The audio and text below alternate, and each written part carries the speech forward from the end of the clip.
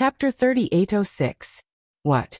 This old man is not the imperial tutor of Jiang country now, but you have such a big move without discussing it with this old man? Li Xiang looked in the direction of Granny Ji, but his gaze went past Granny Ji and the Dao soldiers to a pavilion in the distance. Don't you think so, Princess of Chongling? Diawu. Yuanya, who was on the verge of collapse, looked ashen at the pavilion. Qin Xiaoyao saw Li Xiang come over, first stilled, then was overjoyed. He hurried to Yuanya's side, supported him, and took out a pill for him to take. But Yuanya waved his hand, and the pill fell to the ground. His eyes were fixed on the pavilion, as though he had died with a grievance. As expected, the Chongling princess slowly flew out of the pavilion, her face solemn and dignified. Greetings, Your Highness. Lu Bingjin and the others hurriedly bowed, while Qin Xiaoyao looked coldly motionless. Jinren, the Chongling princess, did not fly close, and said from a distance, "This is the internal affairs of Jiang country. Jinren is not the imperial tutor of Jiang country. Please do not interfere." And, of course, this old man is not the imperial tutor of Jiang country. Li Xiang nodded. But this old man was entrusted by Jinren Xiao to guard Black Wind Ridge and help you build Jiang country. This old man has the right to ask you, "Ahaha, Jinren Xiao wants to help my Jiang country restore? This is a joke." The Chongling princess laughed to the sky. Previously, Aijia did not understand people's hearts, and only felt that everyone was good, especially Jinren Xiao, who saved Aijia in danger. Aijia entrusted everything to Jinren Xiao, and the great wish of restoring the country to Jinren Xiao.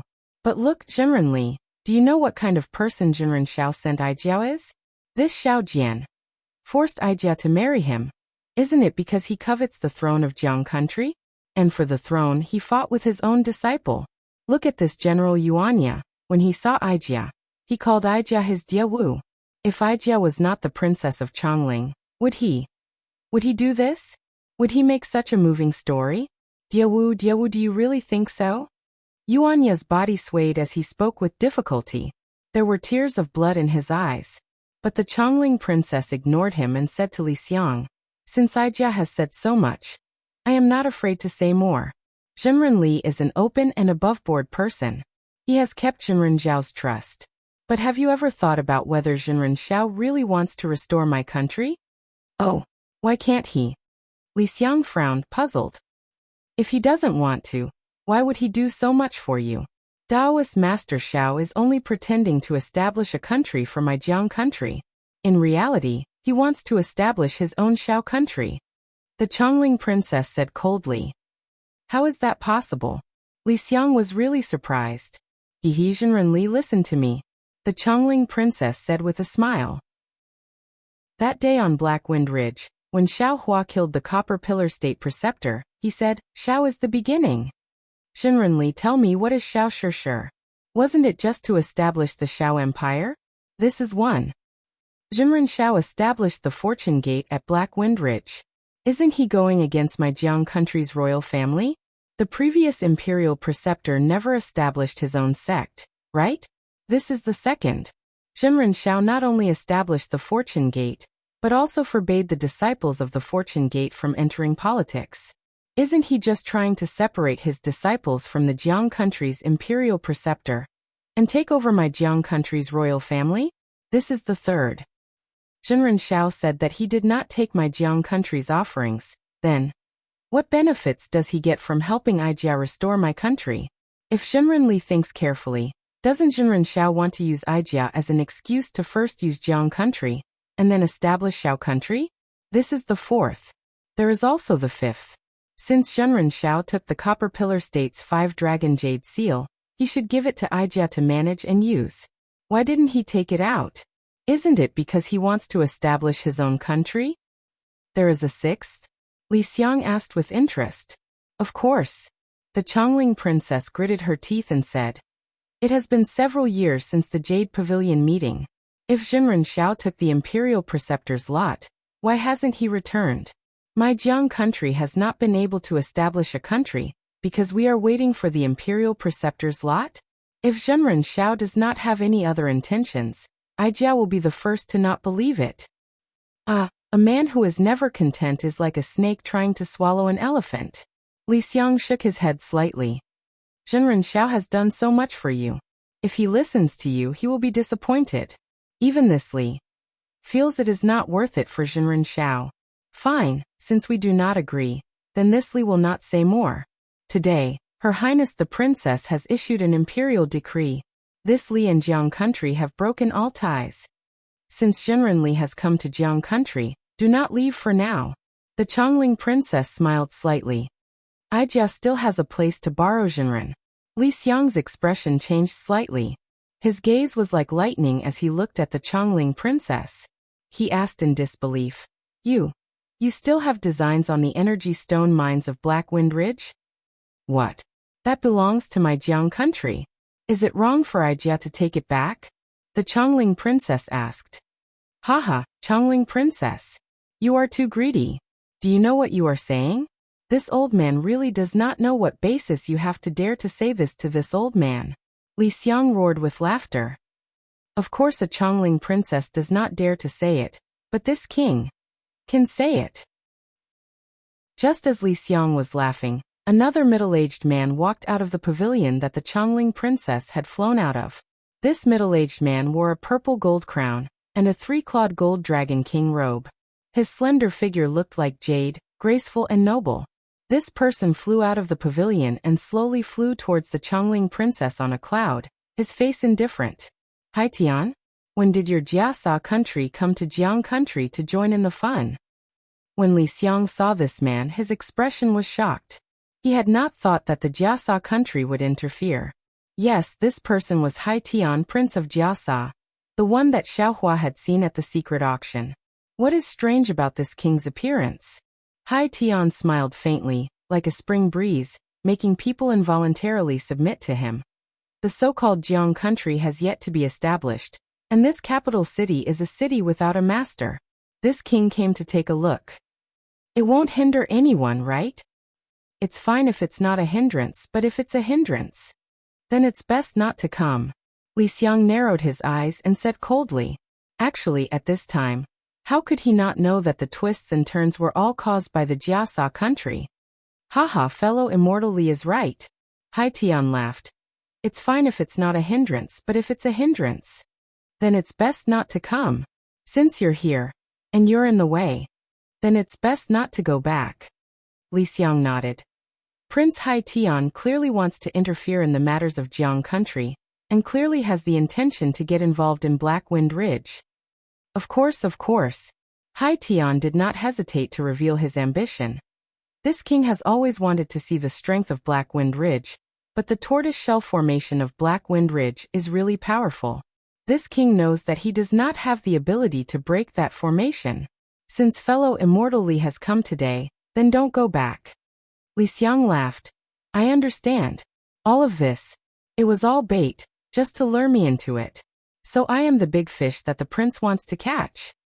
Yes, in the entire country of Jiang, only fellow immortal Li is worthy of my attention. Otherwise, how could I come here personally? Hai Tian nodded and replied. You want to capture me with just your strength? Li Xiang sneered. Aren't you afraid of a life and death struggle?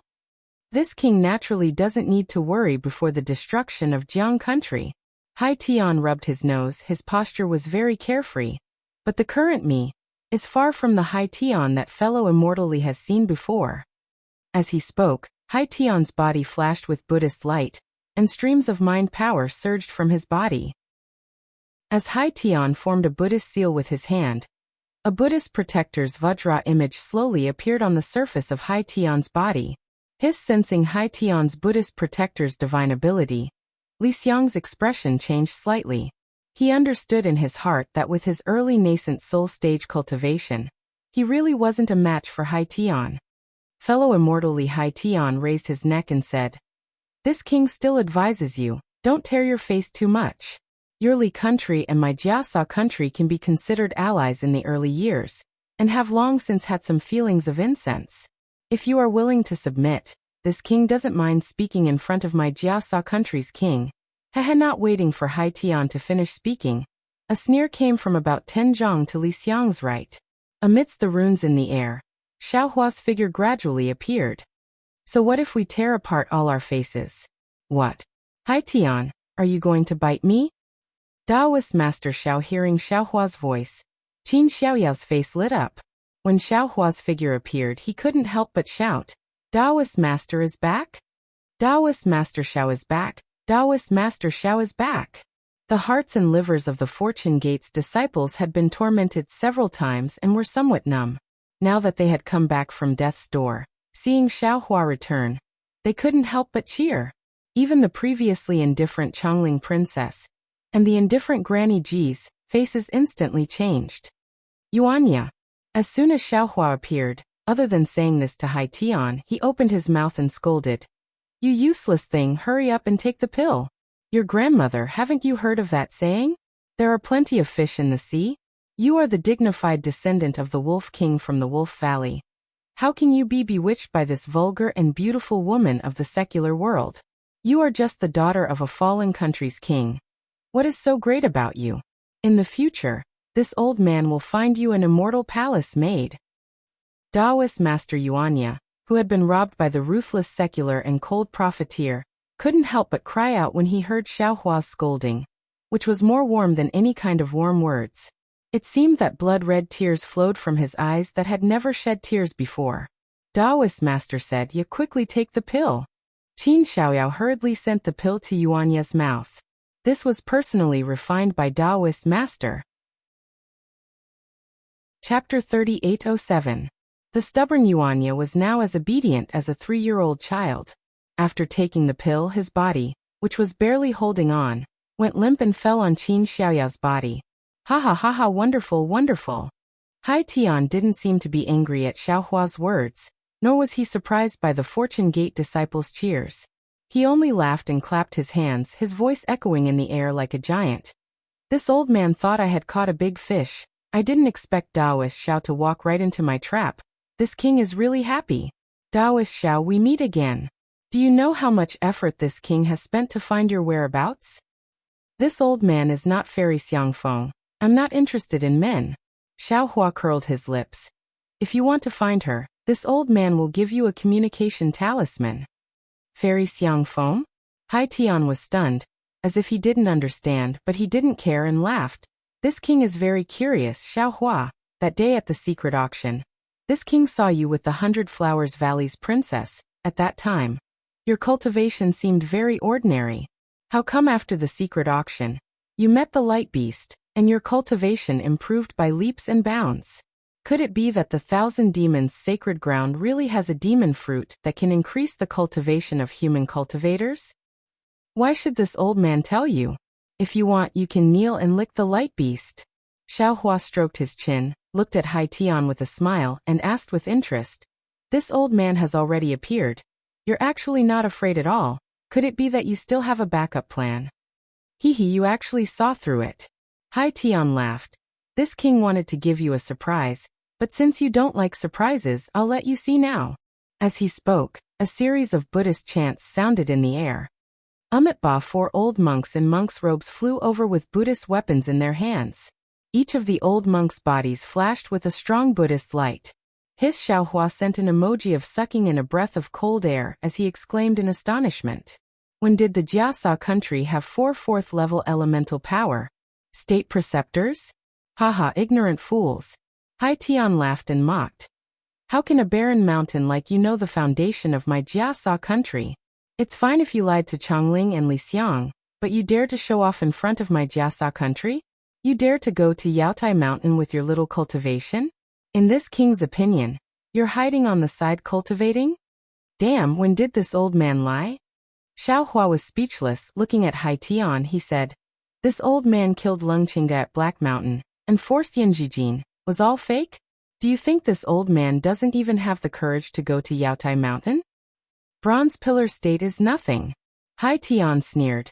A tiny country of Confucian cultivators was actually forced into a mess by a rogue Taoist cultivator. Jiang jiang jiang. Jiang jiang. You. At this time, this king will not hide it from you. If you had not interfered at Black Mountain, Chongling would not have been able to charge into my Jiasa country's territory. Otherwise, my Jiasa country would have destroyed Tongzhou long ago. Ha ha ha. Suddenly, Xiaohua seemed to think of something and laughed. Chongling? Chongling? Hai Tian, don't you feel you are too close? Do you have some secret you are hiding? Is the baby girl that was lost in the Xianyao dark forest decades ago not the daughter of the king of Jiang country? Hai Tian stilled slightly, a hint of shock in his eyes. Yeah, Xiaohua said with a smile. This old man will tell you, the baby girl you adopted in the Xianyao dark forest is this Chongling princess in front of you. However, she is not some princess of Jiang country. That princess of Jiang country must have died in the hands of Jiasa country long ago. And she is just a fake. As to why she was placed in the Xianyao dark forest, I think he was afraid there was a problem with her bloodline, so he wanted to use beast poison to cover it up. Coincidentally, you saved her from the side. This was out of the calculations of this prince of Tongzhou. However, your appearance allowed his scheme to flow more smoothly, and the king of Jiang country could not see any traces. As to the fake Chongling princess's Granny Ji, if I am not wrong, she is the culprit who stole the real Chongling princess back then, and a member of the Buddhist sect of Jiasa country. Granny Ji, what do you think of this old man's guess? When Granny Ji escaped from danger at Black Mountain Range, she once called Ba. You must have forgotten. In the distance, Granny Ji's expression changed slightly, but she still did not speak. Oh, and that sun. You quickly throw it away. In this old man's opinion, if it is not a token Hai Tian used to find the Chongling princess, then it is a token he will use when he goes deep into Jiang country to save the Chongling princess.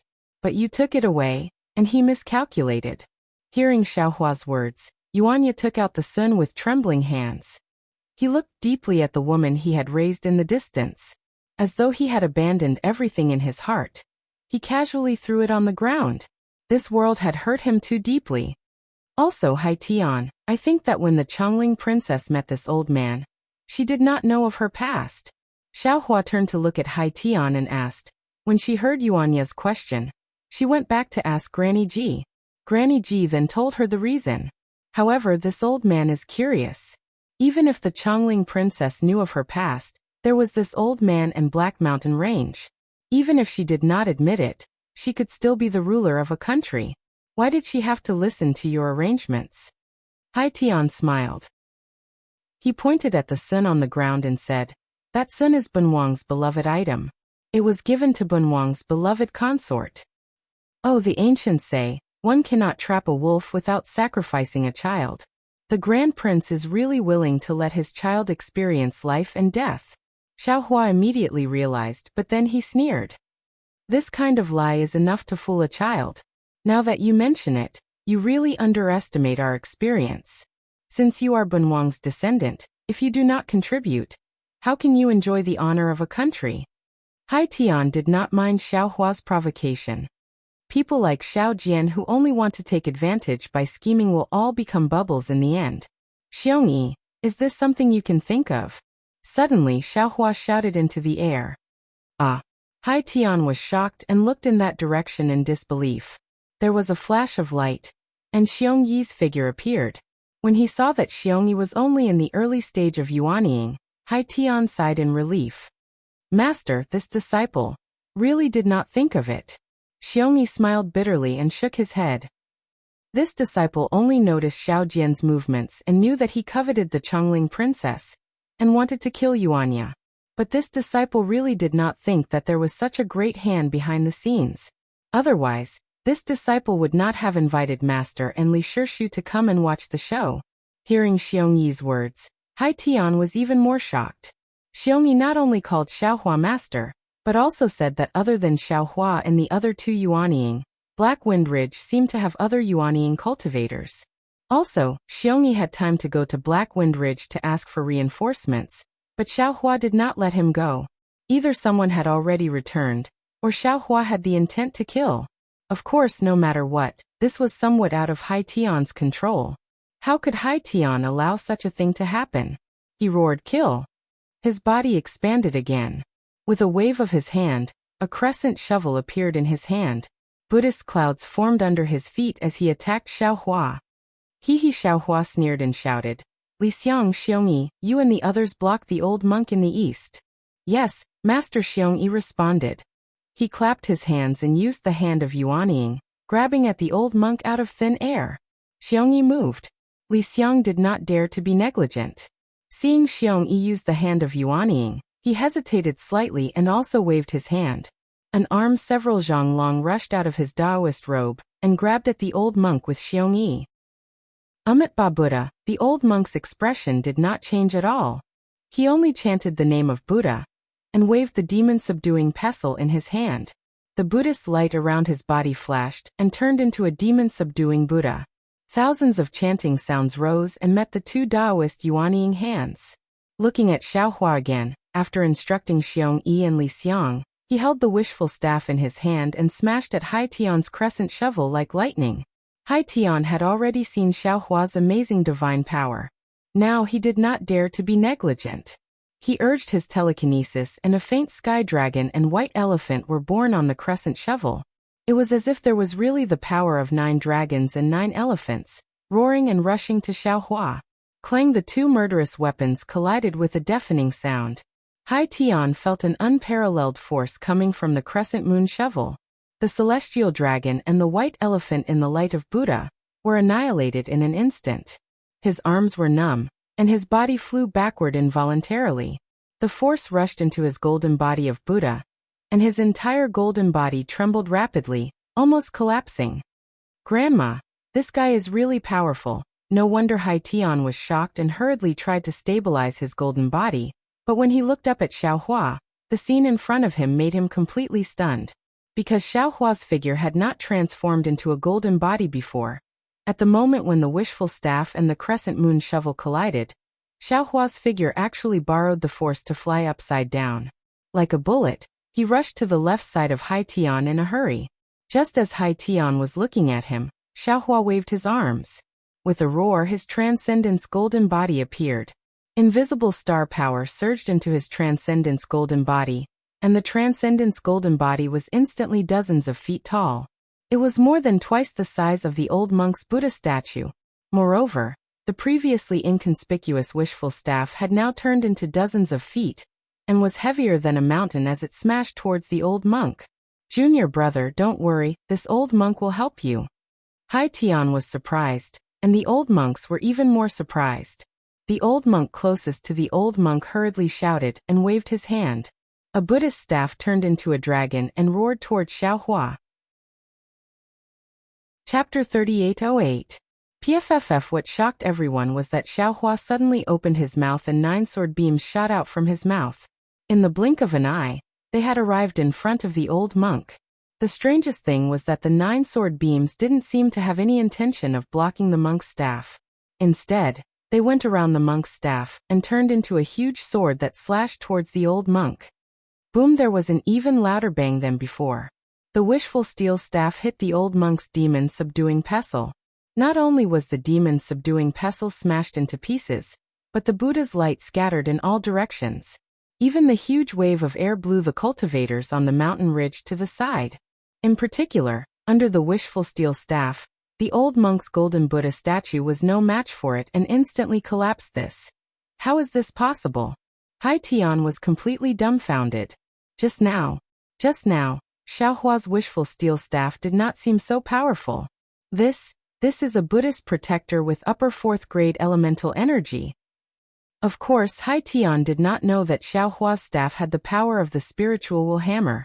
Not to mention a Buddhist protector with upper 4th grade elemental energy, even a 5th grade elemental energy, would not be able to escape from Xiaohua's attack. This was not the end of Hai Tian's nightmare.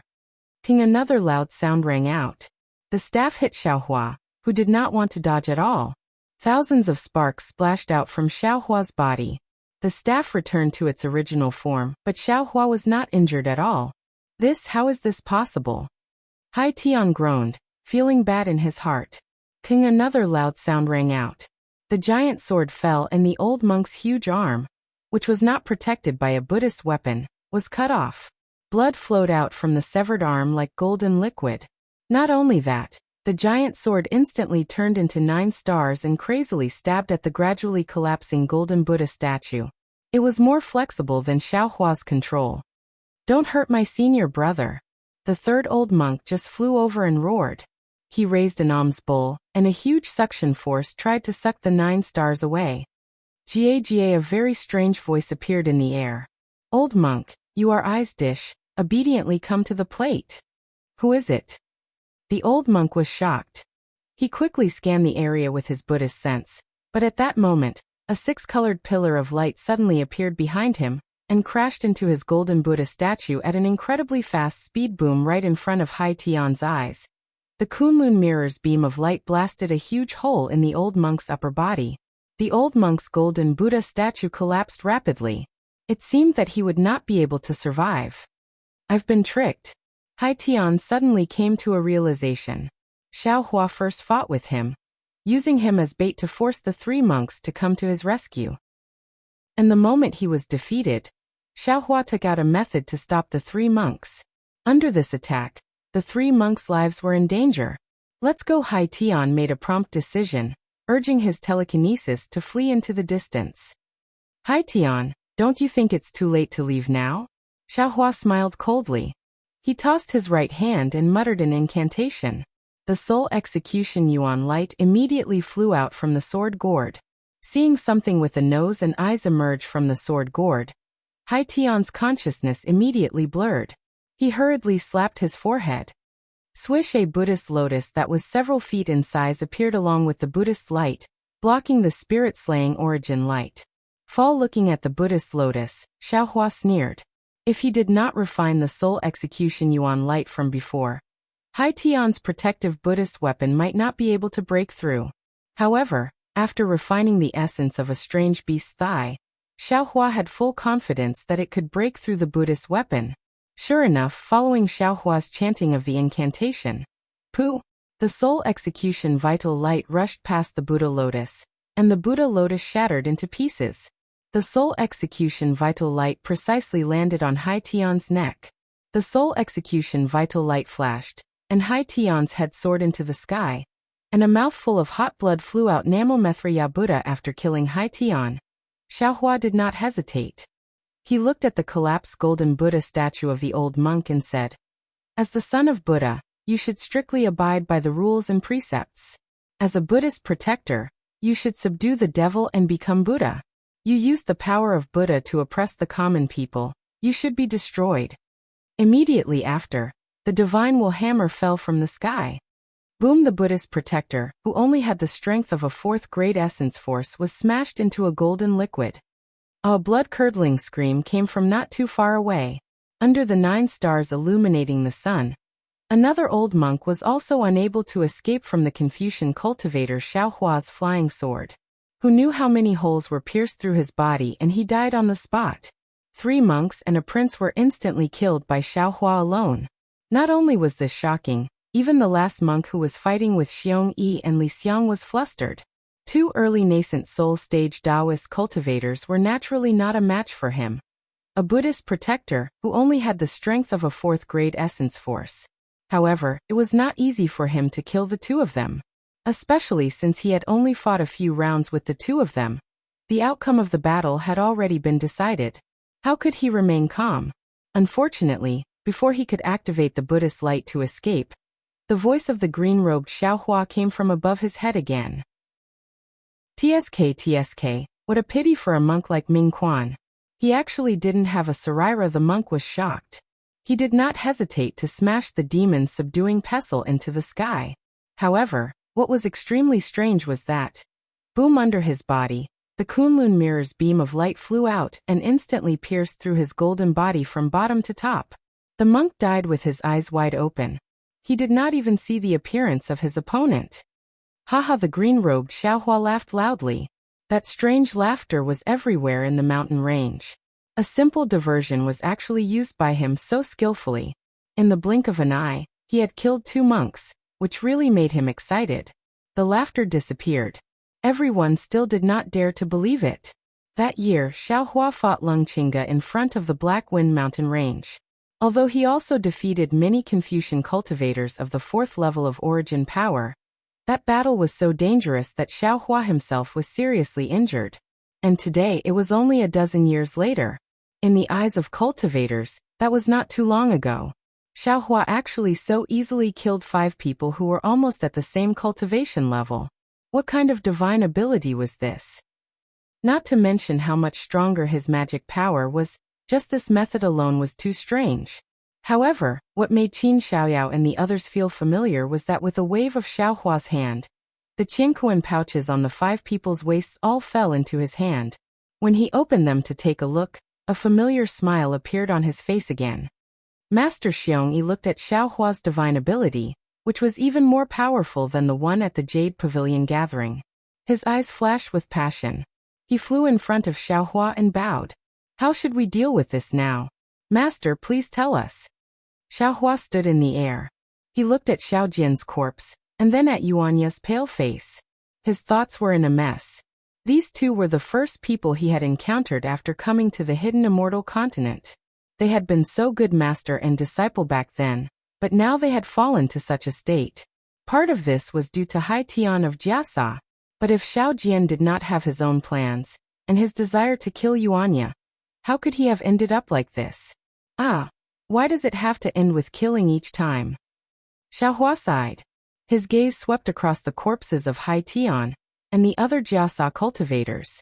These people were too deeply involved in the mortal world, and could not compare to Ku Tuchuo of the single Liang. In the end, Xiaohua's gaze landed on the Chongling princess. At this time, the Chongling princess was as panicked as a quail. Her bloodless face had a pair of terrified eyes. She did not dare to meet Xiaohua's gaze, and only secretly looked at Yuanya. Unfortunately, Yuanya had thrown his worldly ties to the ground with the sun. The Chongling princess' gaze was not as good as a leaf in the wind. Chongling, Xiaohua said coolly. This surprised the Chongling princess. She did not have a blaming tone. Daoist Xiao. The Chongling princess immediately realized and hurriedly knelt on the ground. She kowtowed and said, I Jia was bewitched by Hai Tian of Jiasa, no need to say more. Xiaohua waved his sleeve and stopped the Chongling princess from speaking. He said, This old man heard your words just now. To say that this old man is disappointed is true. But this old man is also very happy. You allowed Yuanya to see human nature, and allowed him to take another step out of the black jade dark forest. This is better than anything else. Of course, the reasons you speak of are not this old man's original intentions. They are just your suspicions. You really are gauging the heart of a gentleman with the yardstick of a villain. Since this old man promised you, I will give it to you. As he spoke, Xiaohua raised his hand and took out the imperial teacher's lot. He looked closely and grimaced. This old man risked my life to get the imperial teacher's lot. I really did not expect to fall to such a state. Daoistly, this Xiao really regrets not listening to your advice. Xiaohua looked at Li Xiang. Li Xiang looked at Xiaohua with narrowed eyes and said with a smile, Does Daoist really regret it? Haha, of course not. Xiaohua laughed. If this old man did not go, how could I know so much of the truth? As he spoke, Xiaohua decisively threw the imperial teacher's lot to the Chongling princess and said, The imperial teacher's lot is here. Revive Jiang country yourself. Clap. Seeing the imperial teacher's lot land not far from her head, the Chongling princess bit her lips and thought of something. However, what she was thinking was not important. Xiaohua waved his hand and said to Qin Xiaoyao, Xiaoyao, all Fortune Gate disciples return to Blackwind Ridge. No one is allowed to stay in Jiang country. Yes, old master. Qin Xiaoyao looked coldly at Lu Bingjin and shouted, Disciples, pass on old master's orders. We will return to Blackwind Ridge with old master. Yes, the group of disciples raised their eyebrows and exhaled in relief. Then, they scattered in all directions. Seeing the disciples leave, Qin Xiaoyao supported Yuanya and flew into the air. He bowed and said, Disciple greets old master. And Xiaoyao, you did well. Xiaohua smiled and said, You are righteous in front of right and wrong, far better than before. Disciple does not deserve praise. Qin Xiaoyao hurriedly smiled. It is all disciples' fault for not taking care of Yuanya and Xiaojian. This is not your fault. Xiaohua waved his hand. How can you see the rainbow without going through the wind and rain? If not for today's matter, How could Yuanya enter this old man's sect? Ah. Yuanya was really disheartened. Hearing Xiao Hua's words, he was shocked. Senior Xiao, what did you say? Your grandmother. You secretly learned this old man's ultimate skill. Do you still want to escape from this old man's hands? Xiao Hua reached out and slapped Yuanya's head. Chapter 3809. Yuanya's eyes heated up, and he was about to kneel in the air. Unfortunately, he was injured. After moving a few times, his mouth twitched in pain. However, as stubborn as Yuanya was, he still knelt there with difficulty and kowtowed 9 times in the air. And get up. Xiao Hua was very satisfied. He raised his hand and said, I did not expect your talent to be good. Who taught you this flying skill? Lu Ge, Yuanya did not dare to hide and hurriedly explained. He was afraid this disciple would be injured in front of the 2 armies, so he secretly taught me. Very good. Xiao Hua nodded.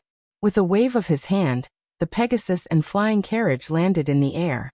He said, Return to Black Wind Ridge with this old man. Yes. Yuanya and Qin Xiaoyao agreed. When Xiao Hua and the others got on the flying carriage, the 2 also got on respectfully. The Pegasus raised its head and neighed.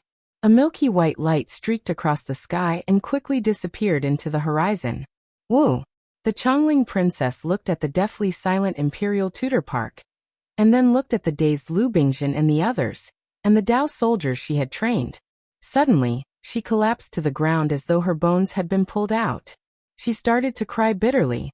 The tears fell on the ground, but they disappeared in an instant. It was very similar to what the Chongling princess had lost in half a day. Everything was gained and lost in an instant. The Pegasus pulled the flying carriage out of Jiang country. After flying for a while, Xiongyi said in a low voice, Master, wait a moment. This disciple has something to report to Master. Oh, what is it? Xiao Hua asked curiously. Master, just follow this disciple. Xiongyi did not say more. He flew down from the flying carriage and flew to a place outside the capital of Jiang country. Xiao Hua was also surprised and followed Xiongyi. A short while later, a large manor appeared in front of the 2. Xiao Hua's consciousness swept over, and a surprised expression appeared on his face. He said curiously, Xiongyi, why are there so many boys? There must be tens of thousands? Yes, Master. Xiongyi said with a smile. Master has orders. How can Qin Xiaoyao and the others dare to neglect? Naturally, they searched everywhere. There are many orphans in the poor villages near Yu province. The disciples did not care about the cost, and scattered large amounts of silver. Naturally, they brought many boys. Actually, from what this disciple sees, half of them are choosing boys for master, and the other half are doing good deeds. Earlier, these boys were left behind at Blackwind Ridge. When I came here, I felt that it was inappropriate. Those demons cough. To tell the truth, I didn't dare to trust them. So I sent them here. Later, Master Sun Kong and Senior Zhang Daoren also sent boys over, and I gathered them here. I've also taken the time to take a look at these child disciples. The ones sent by Exalted Sun Kong and Senior Zhang Daoren are indeed top-notch talents. The disciples we're looking for are much worse. It doesn't matter. Regardless of their aptitude, all of them are now my Fortune Gates disciples. Xiao Hua laughed heartily as he said, Gather all these children, this old man will take them with the nation weapon. Yes, Master Xiongyi was the first to descend. He ordered the Fortune Gate disciples in the manor to gather the 10,000 children together. Xiao Hua pretended to take out the mountain river seal, and sent these children into his space. Seeing so many children appear in his space, the green-robed Xiao Hua was grinning from ear to ear. With a wave of his hand, he sent these children into an illusion inside the space. It seemed like he was going to do something big. On the flying carriage, the worry on Li Xiang's face had disappeared, as if he had made a decision in his heart. He only sat there with his eyes closed and didn't say anything. As for Yuanya, he was heavily injured and had already fallen asleep. Qin Xiaorao frowned. He looked at the clouds below the flying carriage, as if he was thinking about something. After all, what happened today was too strange. Although Qin Xiaorao had always been in the Jiang country, and even followed Xiao Jian and the others to recover the Jiang country in the palace of the Jiang country, He had never thought that things would develop to this point. Not long after, Xiaohua and Xiongyi turned back and drove the flying carriage back to Blackwind Ridge. Neither of them said anything, so Li Xiang and Qin Xiaoyao naturally did not ask. After Xiaohua and the others returned to the Blackwind Ridge, the Fortune Gate's disciples also returned from Jiang Country, Copper Pillar Country, and even other places. None of them were reluctant to leave Jiang Country. Whether it was Lu Yi or the Black Bear Spirit, both of them were bewildered. When they saw Yuanye's injuries and heard Qin Xiaoyao's description, all of them were filled with righteous indignation, thinking about how much effort they had put into reviving Jiang Country. Yet in the end, this was the result. Anyone would be furious. However, Louis was glad that the bitter Yuanye had escaped from Xiao Jian's control and had finally entered his master's tutelage. This was a great fortune amidst all the unhappiness. The matter of the Fortune Gate disciples returning to Blackwind Ridge naturally could not be hidden from Shui Mingzi, Ao Zhantian, and the others. When they found out the reason, their anxious hearts calmed down, and they waited for Xiaohua's decision. On the other hand, Xiaohua only showed his face once in his cultivation cave after returning to Blackwind Ridge. Then he went into seclusion. No one knew what he was doing. Only Xiongyi was in charge of the Blackwind Ridge's affairs. What could Xiaohua do in seclusion? Naturally, it was to help green-robed Xiaohua establish a sect in the space. When Jade Archive Xiaohua entered the space, he saw green-robed Xiaohua with his hands behind his back. He proudly stood in the sky. Below him was an abnormally tall mountain range. Jade Archive Xiaohua had arranged for more than 10,000 children to settle down on this mountain range. Layers of lightning flashed around green-robed Xiaohua's body, and an indescribable fluctuation rippled out from his body. The lightning-devouring bead that Xiaohua had stored in the space had long been swallowed into his stomach. While he was nourishing the lightning-devouring bead with his space force, he was also carefully comprehending the changes in the lightning inside the lightning-devouring bead. Xiaohua's lightning escape technique had improved by leaps and bounds due to his comprehension of the lightning-devouring bead. Seeing Jade Archive Xiaohua enter, green-robed Xiaohua hurriedly cupped his fists and said, "Fellow Taoist is here, quickly give I some advice." Seeing this, Jade Archive Xiaohua chuckled.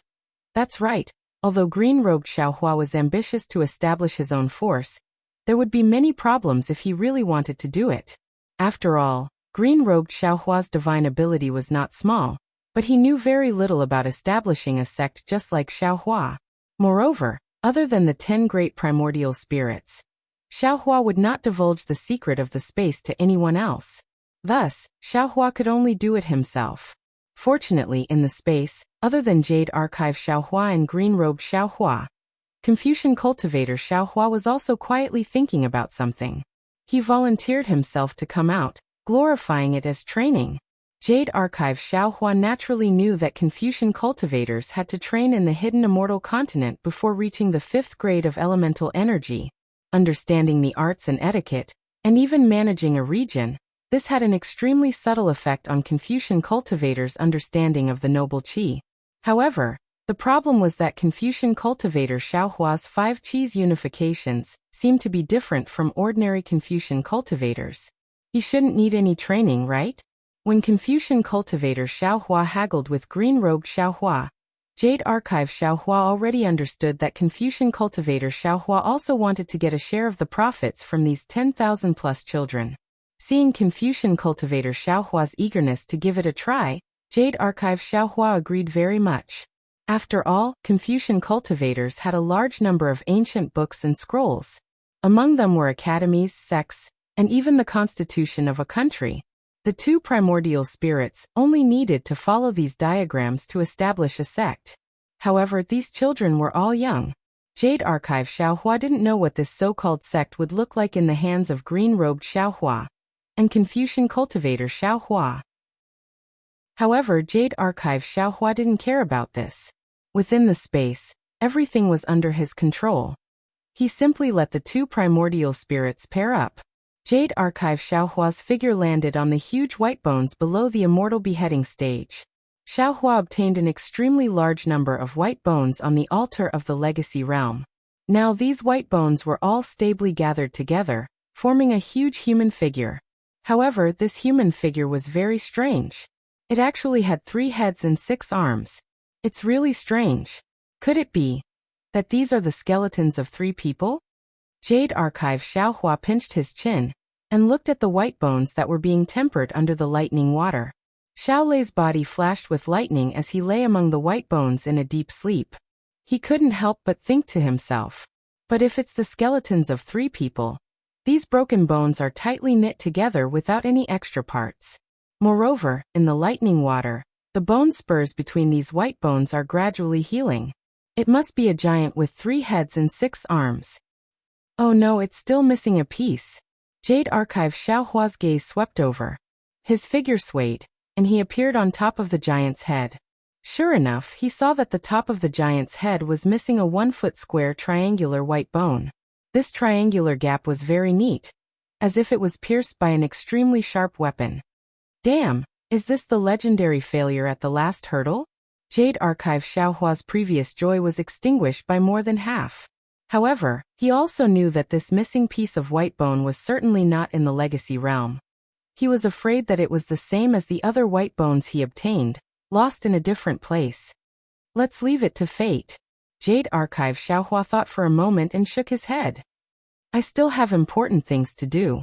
When Xiaohua's mind left the space, he waved his hand and took out the Kunlun mirror, releasing Xiansongzi's nascent soul. Xiansongzi didn't dare to be negligent and hastily bowed to greet him. Xiaohua smiled and helped the little Xiansongzi up. He asked, "Is there anything wrong with fellow Taoists' current cultivation?" Xiansongzi said with a smile, "I'll let Taoists know that there are many twists and turns in the cultivation of scattered nascent soul. Many of them are not what I have experienced before. Many times even I am not sure. Moreover, I don't have a physical body, so I feel that there are many restrictions in comprehending cultivation methods." Xiaohua thought for a moment, and took out a new spiritual intelligence derived from the northern underworld breath. He smiled and said, "Is fellow Taoist talking about this?" What is this?" Xiansongzi looked at this somewhat strange thing. He didn't know what it was and looked at Xiaohua in bewilderment. "This is the spiritual intelligence derived from fellow Taoists' ink cloud pupil." "Ah? This is the spiritual intelligence derived? How did Taoists know?"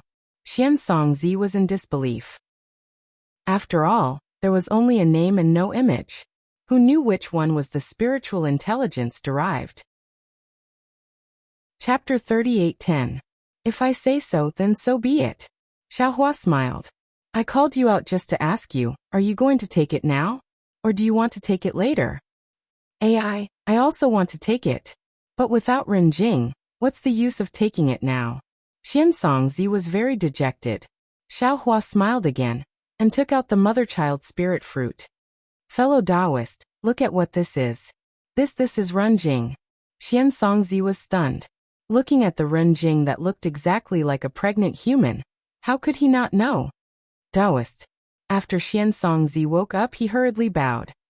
Taoist has given me a new life. I don't know how to thank Taoist. There's no need for this. Xiaohua hurriedly helped Xiansongzi up. You and I were originally fated. Saving you was a small matter for me. Helping you now is also beneficial to me. This matter is easy for Taoist, but for me it's a huge matter. Xiansongzi sighed. Back then, other than my master speaking up to hear, Xiansongzi's eyes lit up. Looking at Xiaohua, he respectfully bowed on the ground and said, Disciple Xiansongzi wishes to become master's disciple. Would master accept disciple as disciple? Ah. Xiaohua was a little surprised. He originally wanted to discuss with Xiansongzi how to use Renjing and derived spirit wisdom, so that he could let the 100 or so nascent souls in his dantian cultivate. Who would have thought that Xiansongzi would actually do something like this? Taoist. This nascent soul cultivation method was originally taught to me by Taoist. What's the difference between this and teaching?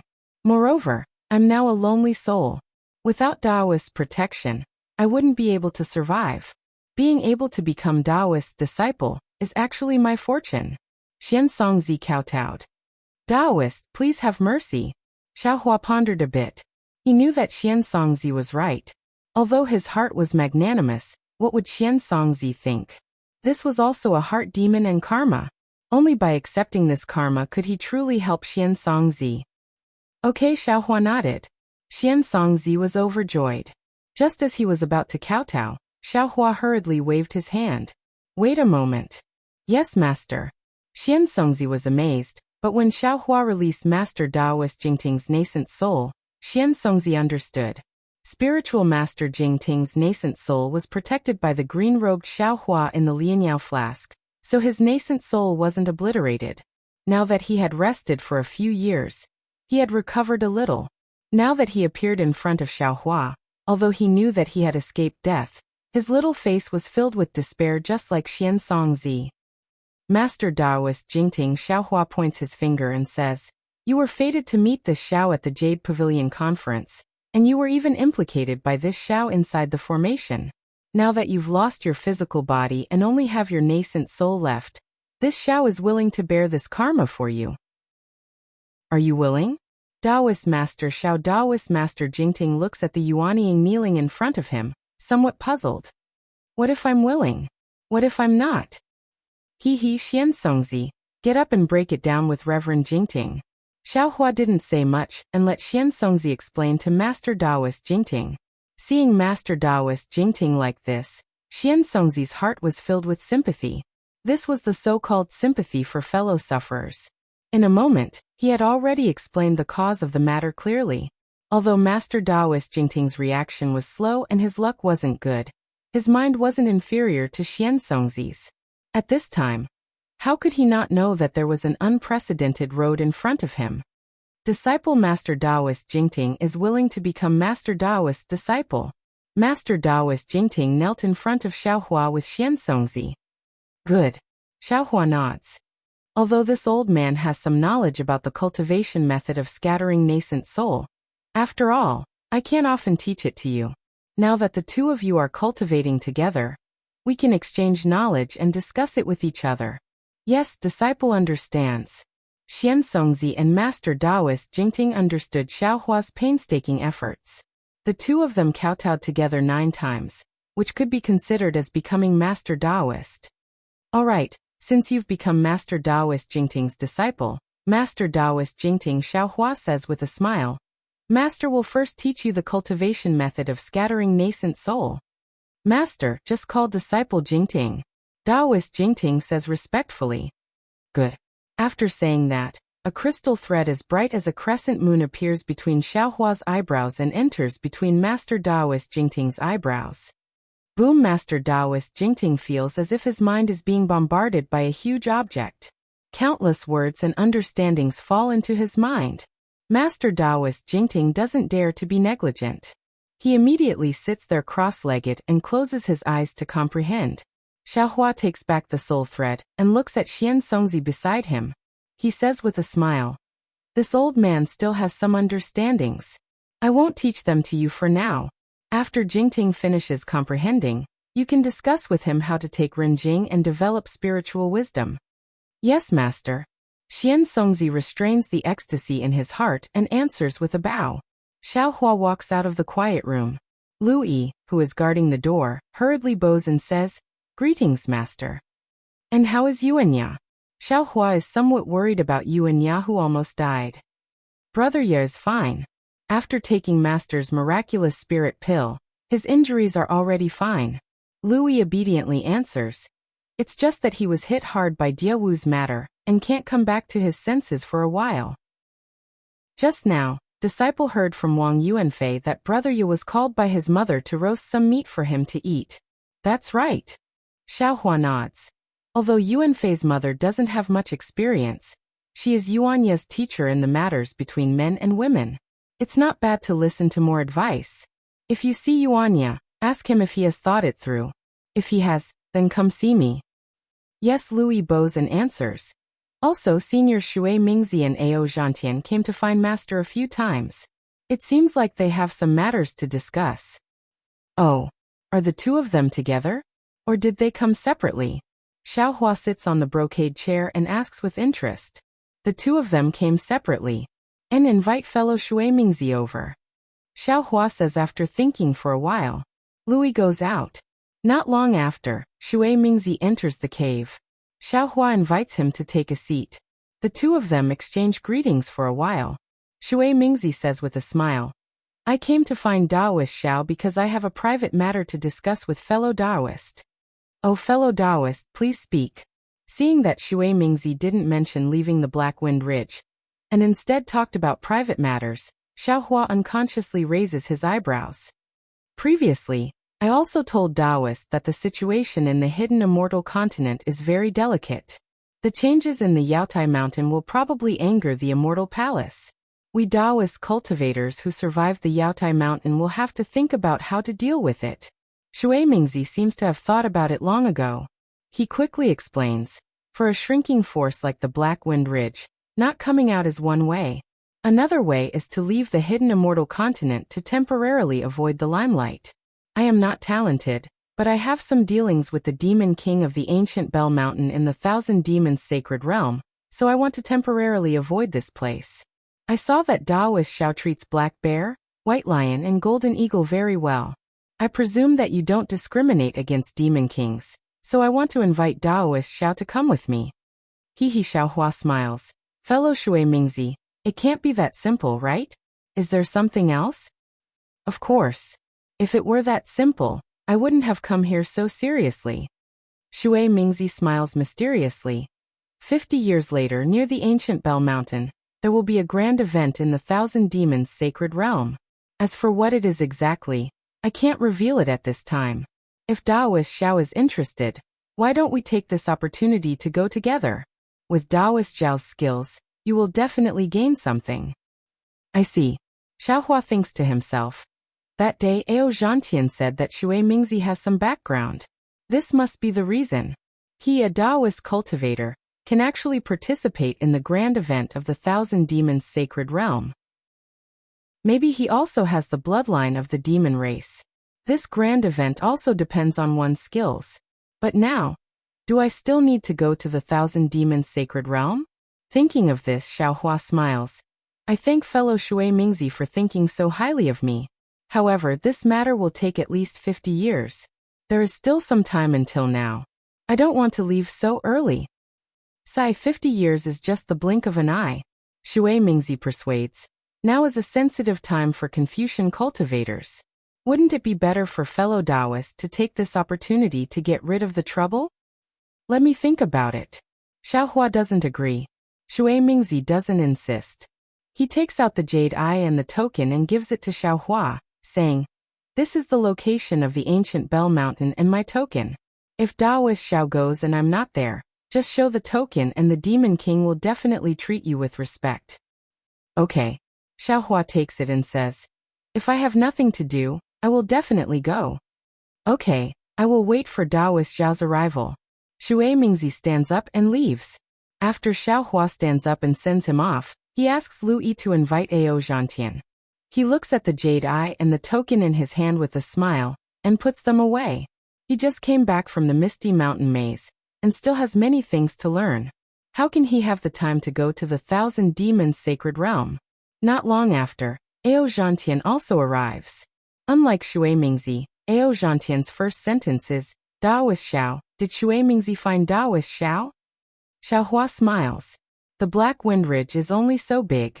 Ao Zhantian will know whether Shui Mingzi came, or not with just a sweep of his divine sense, so there is no need for him to hide. After Xiaohua slightly nods, Ao Zhantian says, Previously, I vaguely knew that fellow Daoist Shui Mingzi's origin is not simple, but I didn't expect him to be related to the Demon King of the ancient Bell Mountain. His origin is not small. Xiaohua asks curiously, Does the Demon King of the ancient Bell Mountain have a special origin? Daoist Xiao lives in the Yu province, which is east of the hidden immortal continent, so you might not know much about the Thousand Demons Sacred Realm. The Demon King of the ancient Bell Mountain. I heard that he is the descendant of a great sage in the Thousand Demons Sacred Realm. Do you think Shui Mingzi's origin is powerful? Great sage. Xiaohua nodded. This is a senior of the 9th grade of origin power. No wonder. It's not just the 9th grade of origin power. Ao Zhantian sighs. A great sage is a supreme being who can tear apart space and shatter the void at any time. It's not something a Confucian scholar can compare to. What? Fellow Taoist Ao was also invited by fellow Taoist Shui Mingzi? Xiaohua asks with a smile. Chapter 38:11. Ao Zhantian nodded with a smile. Yes, Shui Mingzi had discussed this with me before. However, I had an important matter to attend to, so I didn't agree to his request.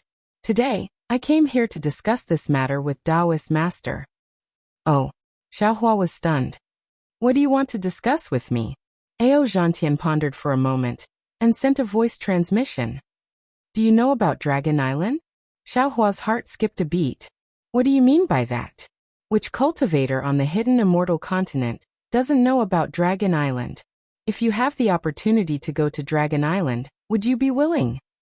Ao Zhantian stared at Xiaohua's face as if he wanted to see through his true thoughts. If Xiaohua hadn't met Ao Zhantian, he would have been very interested in Ao Zhantian's suggestion. However, it was clear that Ao Zhantian's so-called opportunity wouldn't be as good as Ao Zhantian's.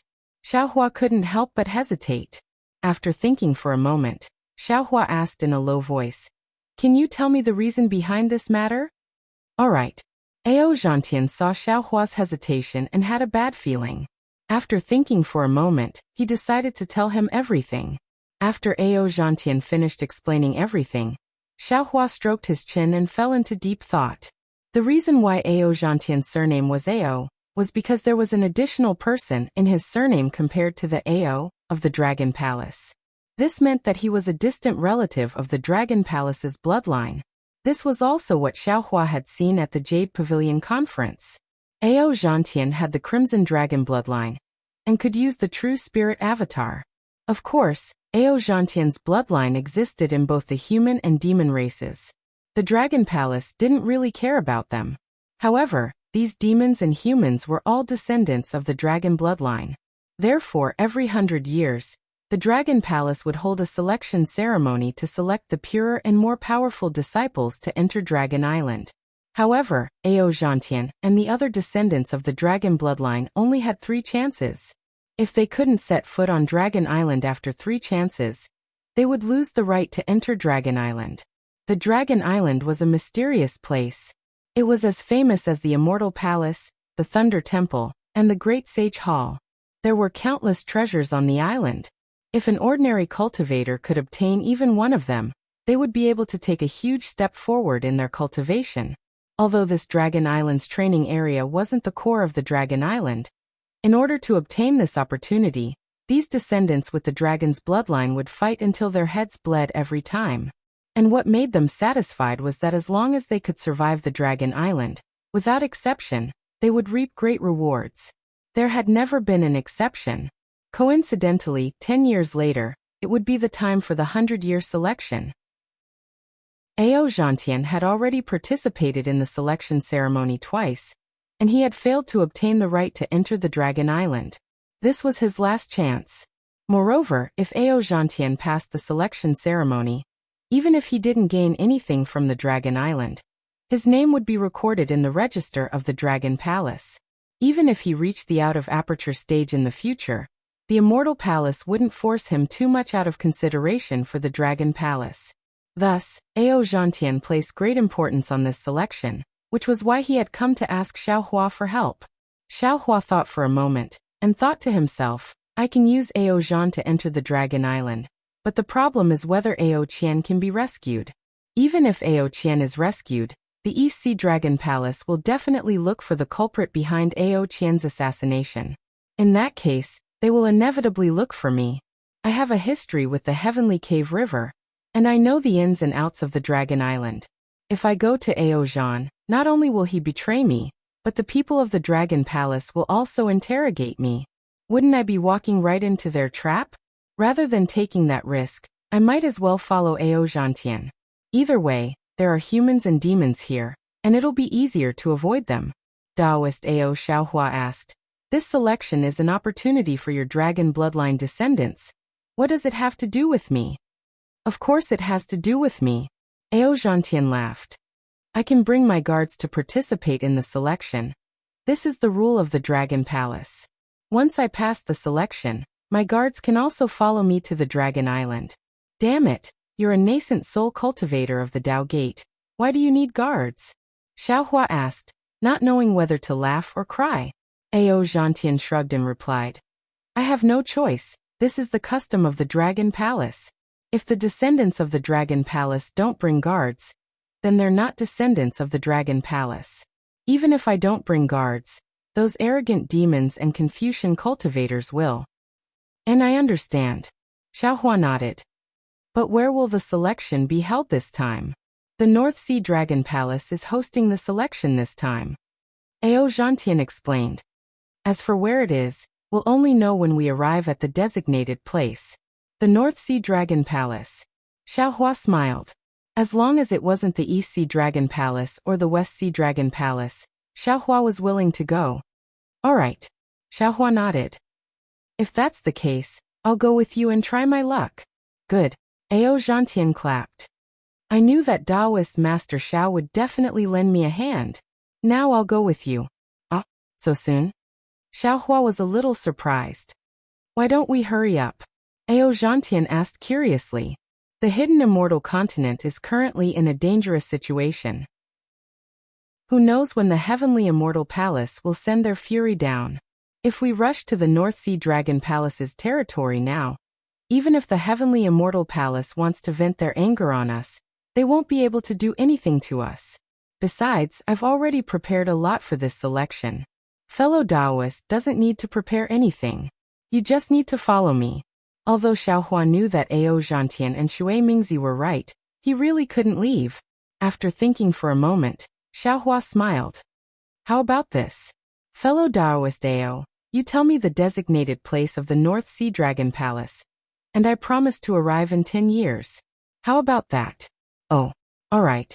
It seems like that's the only way. Seeing that Xiaohua had already made up his mind, Ao Zhantian didn't force him.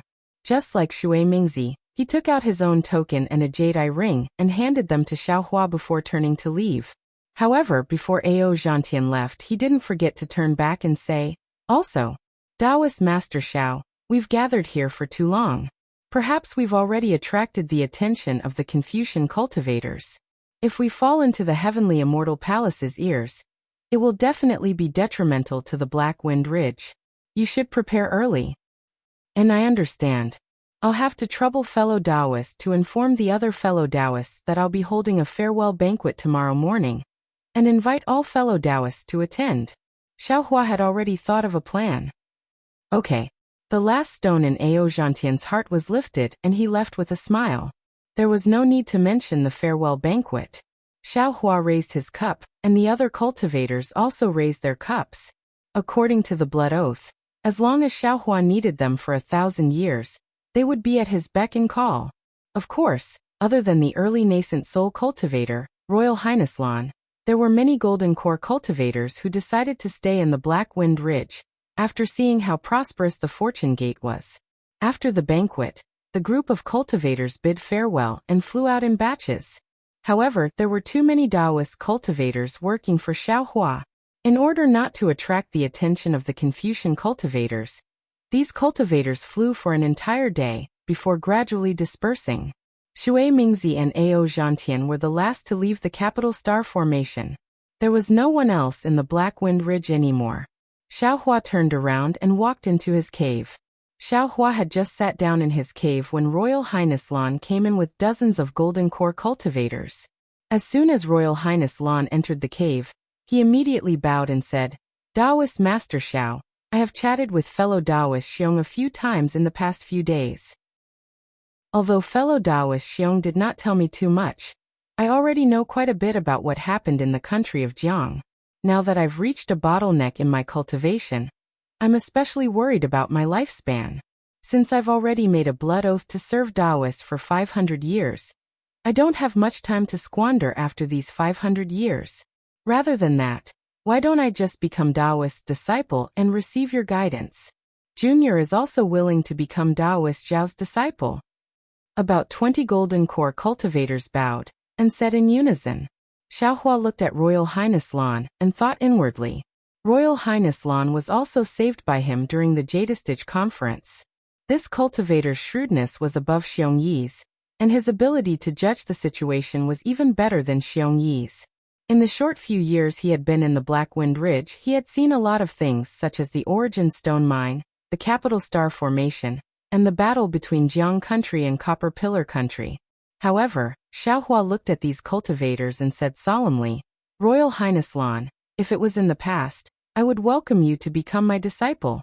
After all, you can gather the power of the Dao sect and protect our Dao sect from the influence of Confucian cultivators. But now that the Jadestage Mountain has changed, if you become my disciple, you might be implicated. Are you still willing?"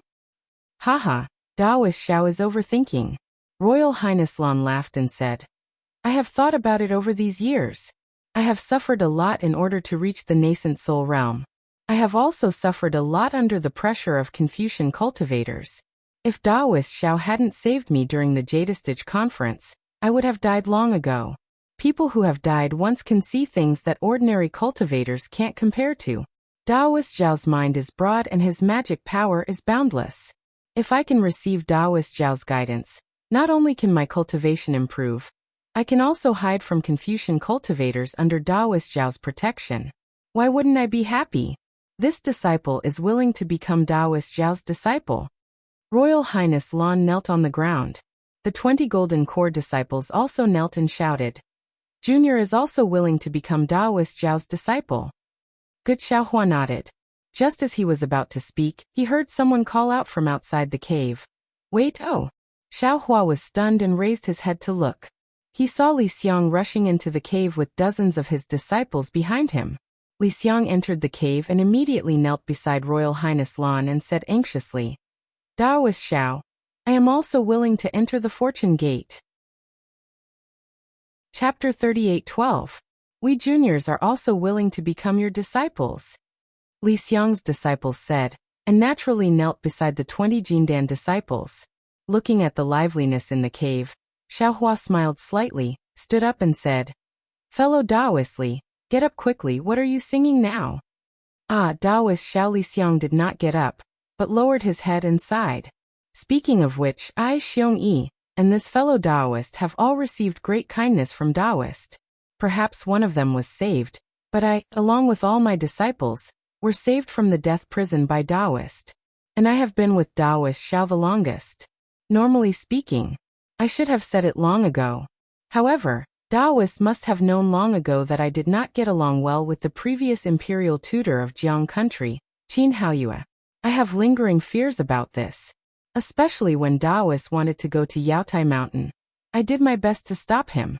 In reality, I also had selfish motives.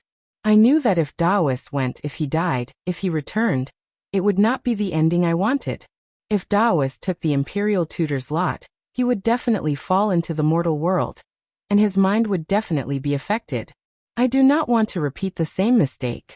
So after Xiongyi returned, even though fellow Daoist Xiong did not say anything, I already understood that Daoist Xiao most likely already received the imperial tutor's lot, and the development of the matter has already fallen in a direction I do not want to see.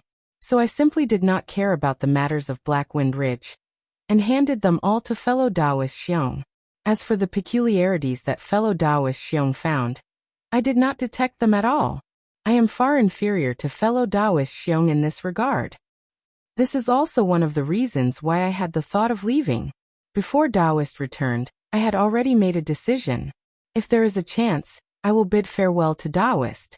However, Daoist's performance in Jiang Country really exceeded my expectations.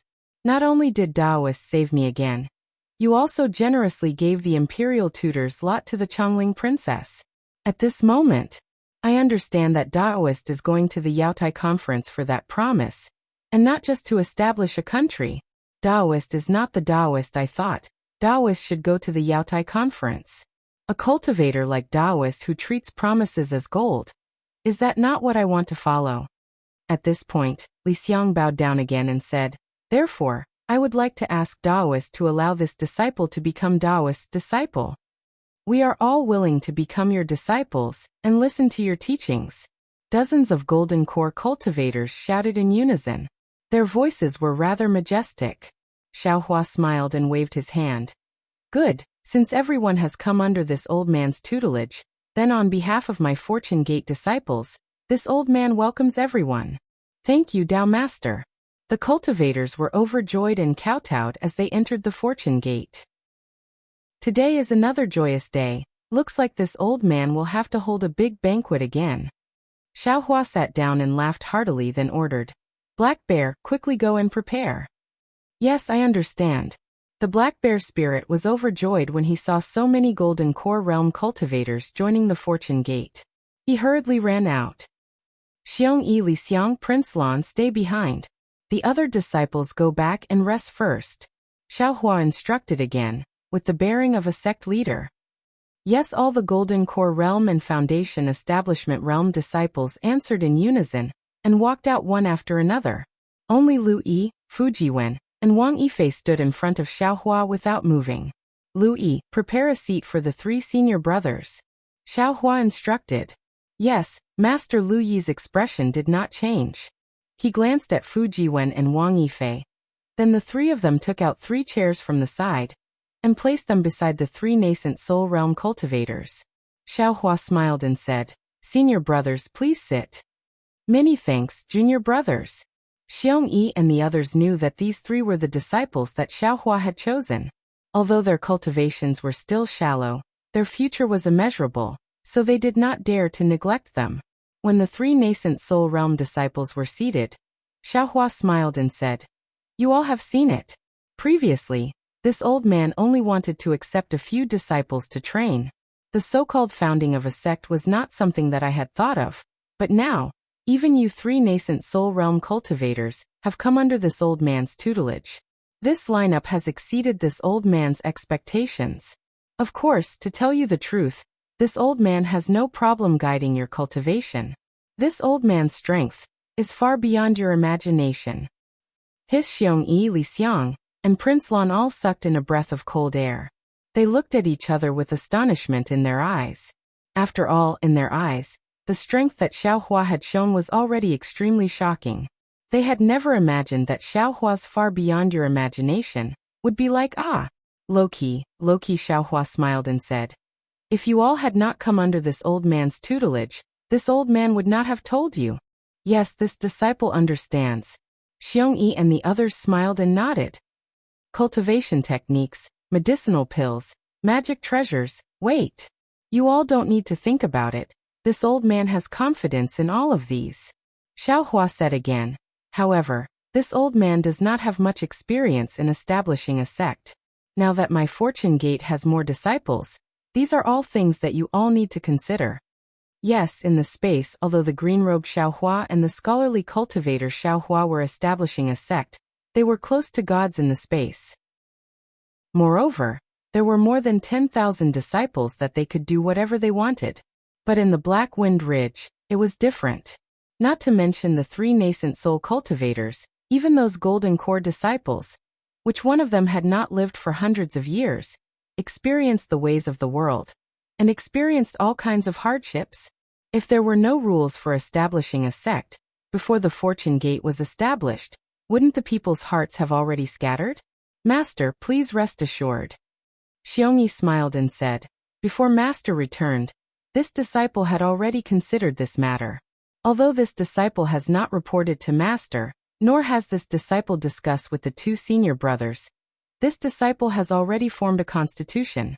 Master, please take a look. Saying this, Xiong Yi took out a jade-eye ring and handed it to Xiaohua. Oh, Xiong Yi will enter under this old man's tutelage first as a senior brother. Xiaohua came to his senses and said to the 3 people, Li Xiang will enter last as a junior brother. Yes, this disciple understands. The 3 of them were all nascent soul cultivators, and their cultivations were very similar. In fact, it didn't matter who was the senior brother or junior brother. The 3 of them looked at each other, and answered with a smile. Xiaohua took the jade-eye ring and glanced at it, then handed it to Prince Lan and said, You 2 also take a look. Prince Lan and Li Xiang looked at the jade-eye ring, then at each other. Prince Lan smiled and said, Senior brother Xiong's constitution is very detailed. This disciple has nothing to say. Xiong Yi's constitution contains my Black Wind Ridge's previous framework, and also contains the rules of an ordinary sect. The The three of you will be outer disciples, and each of you will teach a group of disciples. This old man will lead some younger disciples to become inner disciples. Xiaohua nodded and said, also, this old man basically agrees with the rewards and punishments. However, since we are going to expand, there is no harm in abandoning the outer and inner disciples, and each of you will lead a division. Xiaohua expressed his opinion.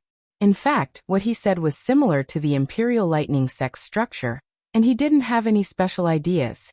Hearing this, Xiongyi and the others smiled and said, we also understand what Master is saying. This kind of sect structure is a little scattered for the sect Master's authority, but it suits Master's lazy personality. However, the current Fortune Gate relies on Master's strength, and our Fortune Gate's disciples have not reached that level. According to Master's idea of managing the sect, is not suitable. All right. Xiaohua naturally knew his own weight, and he waved his hand and said with a smile, these mundane matters will be left to the three of you. This old man will not say anything else. Yes, Master. The three of them said in unison. You can cultivate as much as you want. The higher your strength. The three of them suddenly thought of something and looked at each other. Xiongyi then looked at Lu Yi and the others and said, Master, let junior brother Lu Yi and the others leave for a while. Xiaohua nodded and let Lu Yi and the others leave. Prince Lan asked in a low voice, Master, don't tell me you've already reached the 5th grade? Hehe, what do you think? Xiaohua chuckled and asked in return. Nonsense. Xiongyi said to Prince Lan. Master killed 3 Buddhist sects upper grade 4th grade essence force guardians with a wave of his hand. What do you think Master's strength is? But, Master, your cultivation seems to be only at mid-nascent soul realm, right? Li Xiang also asked in a low voice. Here Xiaohua smiled and waved his hand. 3 jade eyes flew to the 3 of them and said, I know what you're thinking, take them and cultivate. Haha, thank you, Master. Xiongyi and the others were overjoyed. They carefully looked at the jade eyes and kept them in their spatial pouches before saying, Actually, Master, this disciple wants to remind Master that you must control your cultivation realm. If the Immortal Palace finds out, it will be very difficult, this old man knows. Xiaohua nodded and frowned. What if this old man is not on the hidden immortal mainland? Will the Immortal Palace find out? Definitely not in the Western Paradise. Those old bald donkeys of the Thunder Monastery wear the same pants as the Immortal Palace. As long as you break through to the 5th grade in the Western Paradise, the Immortal Palace will immediately know. Li Xiang replied. As for the 1,000 Demon Sacred Realm, the demon race and the Immortal Palace have the same agreement. They cannot block the celestial phenomenon of a breakthrough. Of course, the demon race has always been arrogant and unruly, and there have been many conflicts with the Immortal Palace over the years. Some demon kings and even great sages don't put the Immortal Palace in their eyes. If our Taoist cultivators break through in these places, the Immortal Palace may not know. And even if they know, they won't dare to go down to the lower realm to capture us. However, this is on the premise that the fellow Taoist who breaks through will not be eaten by the Demon King. And this old man understands. Xiaohua nodded. He already knew Shui Mingzi's plan. Master, this disciple also has something to discuss with everyone. Prince Lan was very happy that he obtained the jade eyes.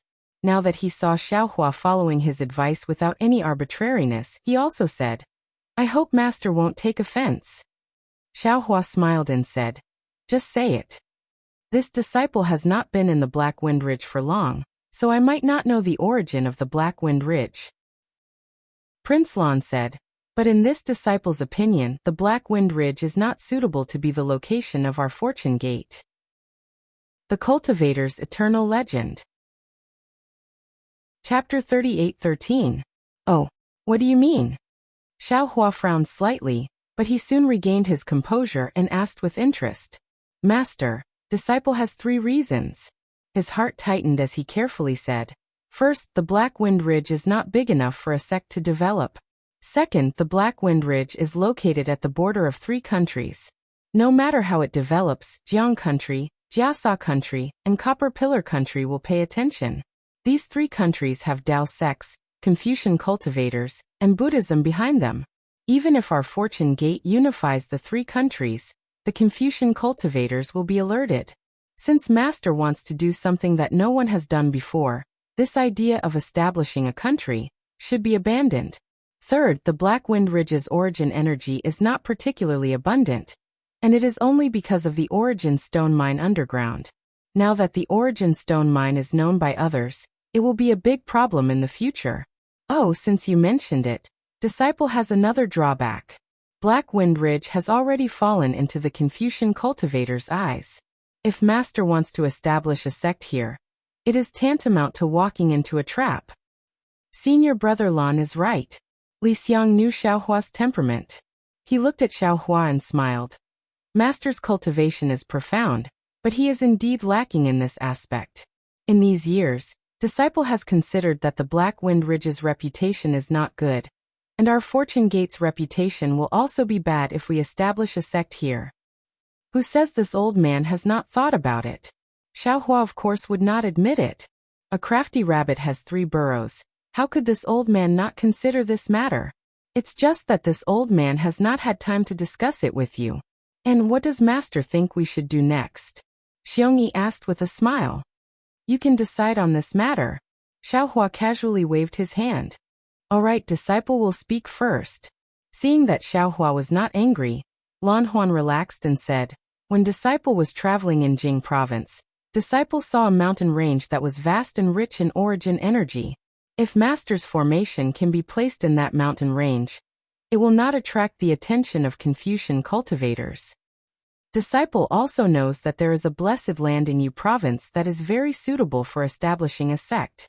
Li Xiang added, furthermore, I feel that this place doesn't have to be too far away from Black Wind Ridge.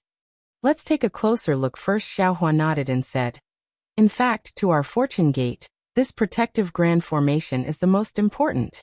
Only a place where we can set up the formation can establish a sect. Alright, Disciple has some understanding of arrays. Prince Lan volunteered. Disciple will first go to the mountain range that junior brother Li mentioned. Good, you take Fujiwen with you. Xiaohua stood up and said, this old man will wait for your news. In addition, this old man has some matters to attend to today. Xiongyi, come over tomorrow morning. This old man wants to see your cultivation progress. Li Xiang is temporarily in charge of the affairs of Black Wind Ridge. Thank you, Master. Xiongyi was overjoyed. Li Xiang and Lan also stood up to accept the order. Xiaohua was naturally concerned about Daoist Jingting and Xianzongzi. Although the Fortune Gate currently had 3 nascent soul cultivators, Xiaohua's Dantian had more than 150 nascent souls. If Xianzongzi and Master Daoist Jingting succeeded in cultivating their scattered souls, then Xiaohua could absolutely control more than 150 scattered souls. What kind of strength was this? Xiaohua couldn't afford to be careless. When Xiaohua arrived at the quiet room, Daoist Jingting had already woken up and was whispering with Xianzongzi.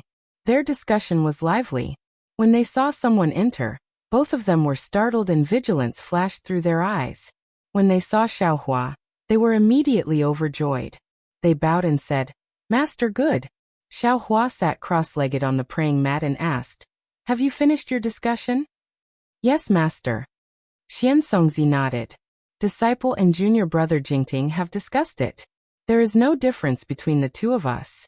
Now we can consume the mortal essence. Good. Xiaohua waved his hand and took out a mortal essence that was several 100,000 years old. Who are you waiting for? Master Xianzongzi and Daoist Jingting looked at the mortal essence and seemed to be afraid.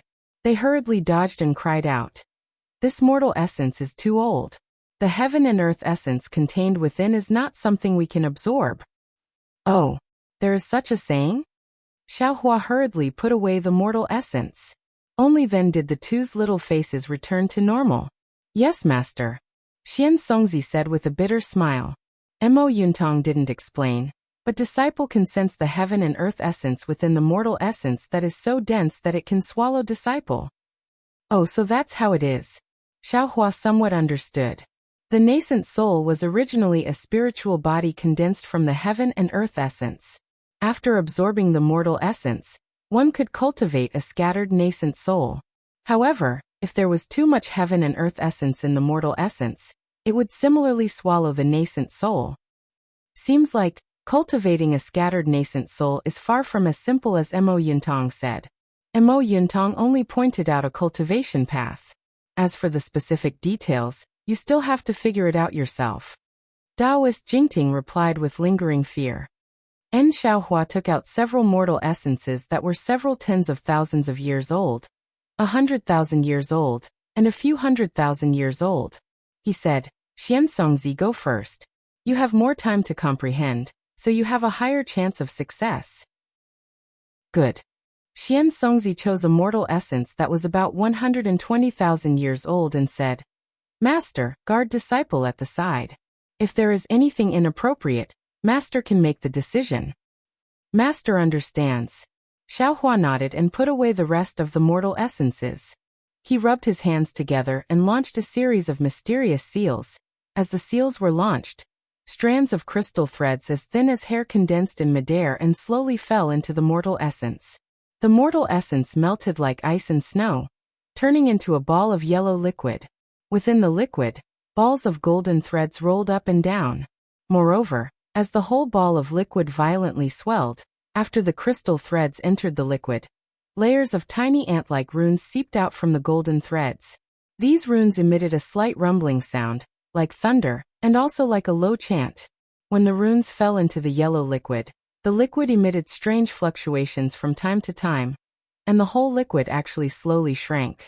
After the liquid shrank, it turned into a human figure. Although the appearance was unclear, a fist-sized whirlpool appeared on the top of the door. Ghostly howls resounded in the air. Xiaohua growled, Xiansongzi, if you're not forming your body now, when are you going to wait? Yes, master. Xiansongzi was already eager to give it a try. When he heard Xiaohua's order, he hurriedly rushed towards the mortal essence. Wu Xiansongzi's nascent soul was only a few feet away from the mortal essence when a huge suction force was produced from the vortex, pulling Xiansongzi into the mortal essence. Xiansongzi's nascent soul fell into the mortal essence and immediately let out a heart-wrenching howl. Xiaohua narrowed his eyes and remained unmoved. He already understood that this was the essence of the mortal essence attacking Xiansongzi's nascent soul. This kind of pain was tantamount to tearing apart and rebuilding every inch of Xiansongzi's body. Xiaohua had also experienced this kind of pain in the past. When the heavens are about to bestow a great responsibility upon a man, it must first torment his will, toil his muscles and bones, starve his skin, empty his body, and disturb his actions. Xiaohua's mouth faintly recited a Confucian text, and the hand seals in his hand continuously struck out. With the passage of time, 3 faint invisible brilliants slowly emerged from the top of his head. This scattered nascent soul cultivation method was truly heaven-defying. Even someone as strong as Xiaohua's cultivation base was now beginning to produce a vision. Looking at the mortal essence again, the human figure gradually revealed Xiansongzi's face. However, his face was really ugly. His grimacing appearance was completely deformed. Moreover, the mortal essence's 4 limbs and even its entire body were trembling violently. It seemed that the fusion was very difficult. In the end, Xiaohua took a deep breath and the magic power in his body surged. The 3 lights above his head suddenly flashed, and the flower shape instantly disappeared. As Xiaohua pushed with his hands, the last hand seal slowly fell into the mortal essence. Boom! There was an indescribable vibration and a strange hiss. The mortal essence's body once again appeared with strange and obscure runes. As the runes tumbled, waves of fluctuations rushed out.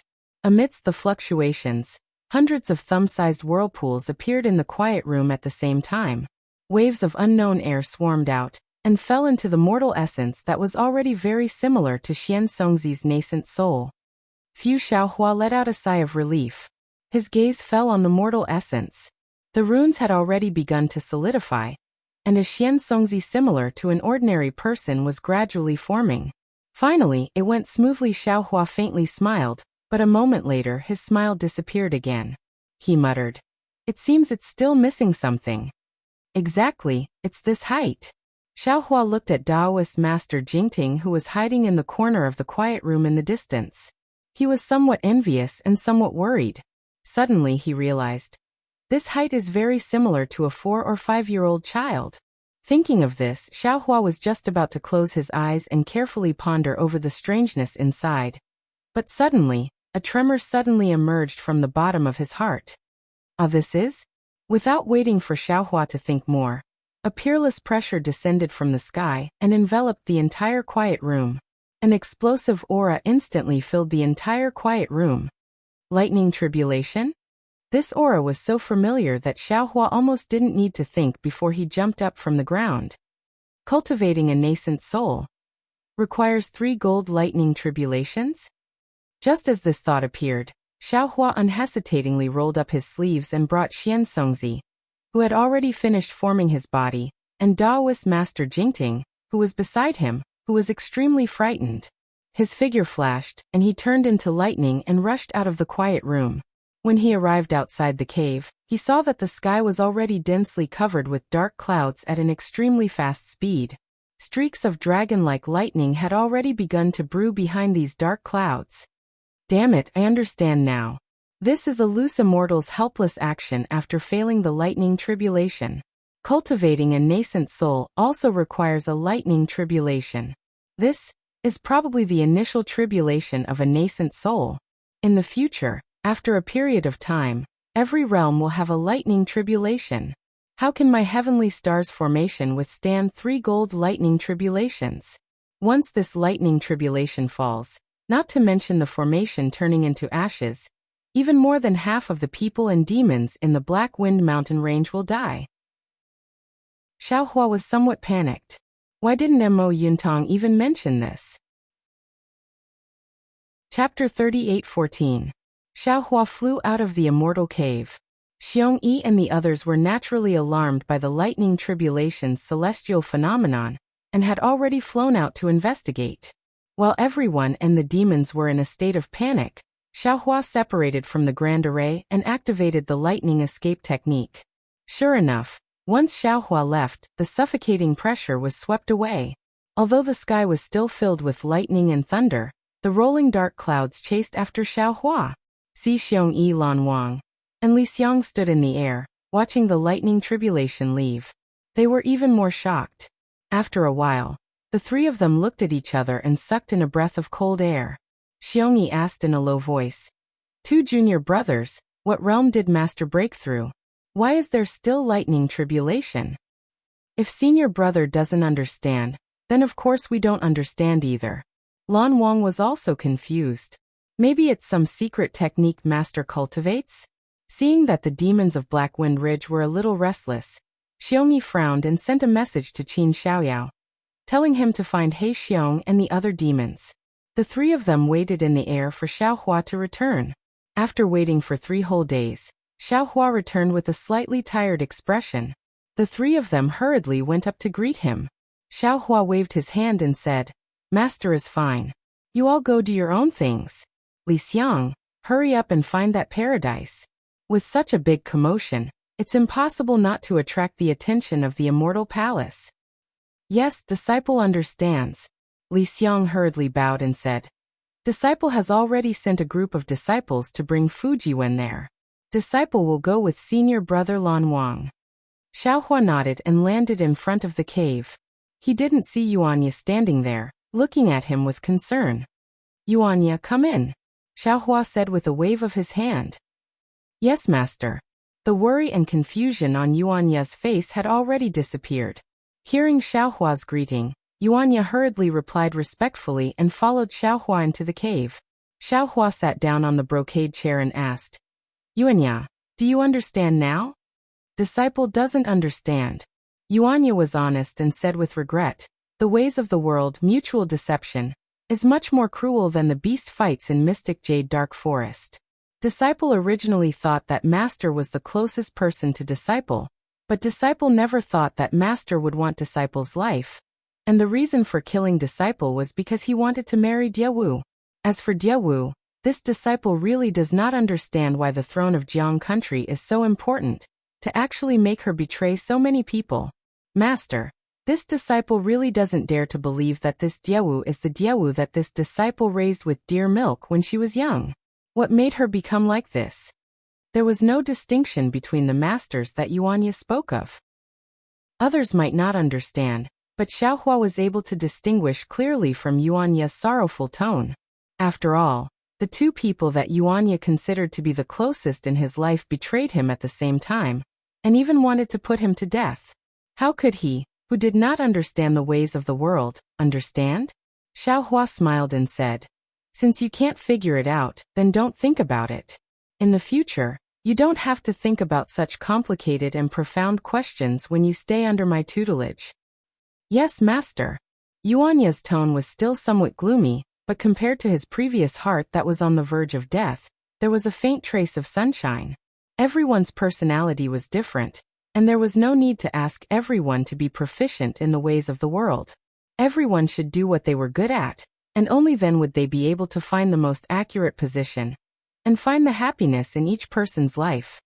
"Oh, that's right, Yuanya, when did you secretly learn this old man's fist techniques? I remember that you couldn't use them at the Jiangchao monastery?" Xiaohua thought for a moment, then asked with a smile. When it came to cultivation, Yuanya's eyes lit up, and he said with a smile, "That day when Master was practicing at the Jiangchao mountain range, this disciple secretly learned them from the side, and indeed did not learn them. Those moves were especially awkward, and this disciple could not remember them at all. However, after this disciple left the longevity town with Master, this disciple pondered over them on the side, and then suddenly was able to use them. Moreover, every once in a while, this disciple would feel a very strange flow around this disciple's body. This disciple did not know what this was, but this disciple did not dare to ask Master. However, after a long time, this disciple felt that his strength had increased a lot. The magic hammer that Master gave me was a bit heavy at that time, but now this disciple can hold it very easily." Xiaohua smiled. He could not remember the origin of this Big Dipper magical fist, but it was very clear that this Big Dipper magical fist was one of the most important parts of his cultivation. For Yuanya to be able to secretly learn this Big Dipper magical fist, he was indeed a disciple that the heavens had arranged for him. "Very good." Xiaohua nodded, and handed a jade-eye scroll to Yuanya, saying, "This is a simple description of the Big Dipper magical fist, and the real cultivation method still requires Master's personal guidance. You should cultivate this fist technique first. When you can feel the flow every time you practice, it should be a small success. You should also cultivate the cultivation method that Louis taught you first, and if there is anything you do not understand, come and ask Master." In addition, this jade-eye scroll contains a kind of elementary body refining technique. When you have divine sense, you can explore it yourself. Xiaohua's heavenly body refining technique came from the Sunset Island, and when he obtained it, he had already promised not to spread it out. However, with Xiaohua's current cultivation, it was not too difficult to create a similar elementary cultivation method. This body refining technique was given by the green-robed Xiaohua to the tens of thousands of children in the space to use. "Many thanks, Master." With a goal to cultivate, Yuanya seemed to have come back to life, and he reached out to receive it and very happily replied, "Go, if there is something you do not understand, go and ask Lu Yi and Qin Xiaoyao. Now that you are all fellow disciples, there is no need to be afraid of anything." Xiaohua waved his hand to let Yuanya leave. Looking at Yuanya's straight waist, which was different from when he came in, Xiaohua's mouth hung a smile. Even a bright pearl had to be sharpened, and after this encounter, Yuanya might be able to understand more. Moreover, Yuanya's mind was pure, and he could practice the Big Dipper divine fist that others could not practice. Xiaohua was really curious about what Yuanya's achievements would be in the future. After Yuanya left, Xiaohua also stood up and entered the quiet room. After activating the restriction of the quiet room, he sat cross-legged on the futon, and took out the Kunlun mirror. He thought to himself, "I didn't expect that the lightning tribulation that Xian Songzian perfected Jingting faced to cultivate the scattered nascent soul was not the triple gold lightning tribulation, but only one." However, this lightning tribulation was extremely powerful. With their early-stage nascent soul cultivation, it was impossible for them to withstand it. If it wasn't for me blocking most of it for them, their small bodies would have been turned into ashes by the lightning tribulation. However, in this way, although they can successfully cultivate the scattered nascent soul, The next lightning tribulation will definitely be even more ferocious than this one. It seems that unless I cultivate to the late-stage nascent soul stage, it's better not to place my hopes on the scattered nascent soul cultivation method. Thinking of this, Xiaohua activated his magic power, and in the light pillar of the Kunlun mirror, Xian Songzi and perfected Jingting came out of the Kunlun ruins. Thank you, Master. At this moment, Xian Songzi and perfected Jingting looked like they were only half of their previous height, but they were much better than nascent soul cultivators. The two of them looked around, and joy appeared on their pale faces as they bowed and said, "Get up." Xiaohua flicked his sleeve. "Although I blocked the lightning tribulation for you, it's still disadvantageous to your cultivation. I'm sure you know the karma inside. You have to speed up your cultivation in the future. Don't have any problems when the next lightning tribulation comes." "Yes, I understand," perfected Jingting replied with lingering fear. "The next lightning tribulation will be the scattered nascent soul lightning tribulation. I hope that Master can bestow me with spiritual wisdom, so that I can comprehend the cultivation method with senior brother Xian Songzi." All right. Xiaohua thought for a moment. He knew that consuming Renjing would reconstruct the nascent soul body, so there would be a lightning tribulation. Spiritual wisdom was not necessary for cultivating the scattered nascent soul, so there would not be any special lightning tribulation. He raised his hand and took out a spiritual wisdom that was not too old. He asked, "Who are you waiting for to consume it first?" "I'll go first." Perfected Jingting took a step forward and said, "Just now senior brother Xian Songzi tried it first. Now it's my turn." All right. Xiaohua raised his hand and delivered the spiritual wisdom to perfected Jingting. Perfected Jingting respectfully received it. He opened his mouth and the swallow-like spiritual grass fell into his body. But just as the spiritual wisdom entered, perfected Jingting's body immediately flashed with a strange green brilliance. A sound even stranger than the brilliance came from his abdomen. Green seal script. Xiaohua, who was closely watching perfected Jingting, was startled. He hastily released his soul sense. Sure enough, within his soul sense, perfected Jingting's nascent soul body reflected a green light.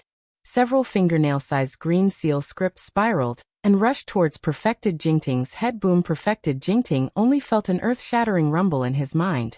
Layers of green were like blooming flowers. Little swallows flew out one after another from these flowers. As these swallows flew out, he seemed to have opened his spiritual cavities. His mind became refreshed, far from the muddle-headed feeling he had before. Within Xiaohua's soul sense, he also saw several green seal scripts suddenly expand and turn into a fist-sized flower. As the flower bloomed, a strange fluctuation tore apart Xiaohua's soul strands. Immediately, all the green light disappeared and perfected Jingting returned to his original appearance. Junior brother seeing perfected Jingting open his eyes, Xian Songzi's eyes flashed with joy. Although he knew the spiritual wisdom would definitely be effective, he still couldn't help but ask in a low voice, "Excellent." Perfected Jingting didn't know how to express his feelings.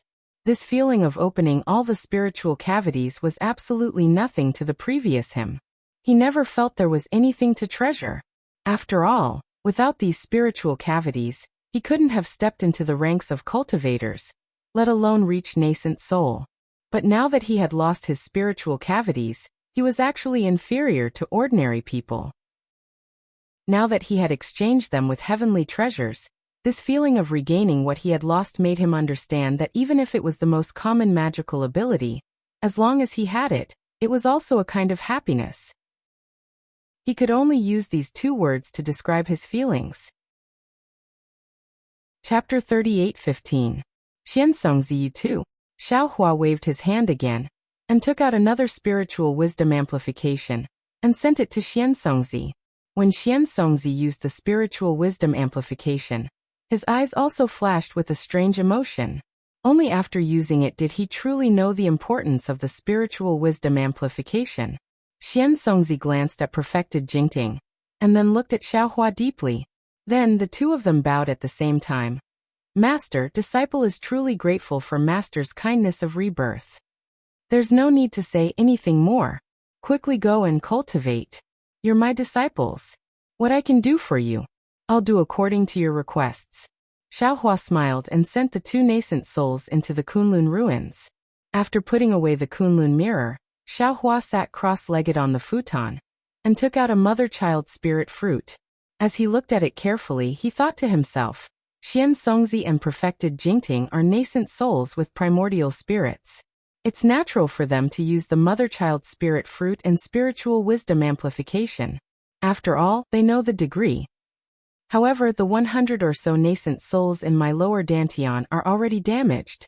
I'm afraid it's difficult for them to distinguish the degree of use. It'll be difficult for me to cast the spell. Moreover, this spiritual wisdom amplification actually contains green seal text. Such a rare treasure can be used directly. But if it's tempered by my Dao Sex alchemy method, won't it have a better effect? There's a pill called Spirit Awakening Fluid in Senior Tsang Longzi's pill formula. It seems to be related to spirit awakening. However, the main ingredient is not spiritual wisdom amplification. When Green-Robe Xiaohua in the space is free, I'll let him try refining some. Perhaps this spirit awakening fluid will have a better effect on these nascent souls with incomplete primordial spirits. Of course, these nascent souls are constantly tempered by the 5 qi righteous thunder in their lower dantian. Moreover, they have obtained the essence of the ancient fierce soul. I believe their bodies are tougher than the two of them. It won't be difficult for them to pass the thunder tribulation. If it were in the past, I wouldn't be so anxious. I would definitely wait and see the results of Xiansongzi and the others' cultivation. But now, the matter of Yaotai Mountain has attracted the attention of the Immortal Palace. Perhaps they won't think of me now, but there's no such thing as a secret. Who knows when the Immortal Palace will send someone here? Even, not to mention the Immortal Palace, even the Confucian cultivators of Yuzhou might not be able to tolerate me. Therefore, this Xiao cannot wait any longer. I can only make use of my time at this point. Xiaohua was indeed staking everything on a single throw. Also, the things in this world are truly mysterious. Developing intelligence seems to be the second time this Xiao has seen a heaven-earth spiritual object that contains green seal text. Ordinary spirit fruits that contained heaven-earth yuan qi were already rare, but this underworld fruit that could develop spiritual intelligence and grow in the water of the Yellow Springs were even more incredible. Of course, the effects of this miraculous item were miraculous as well.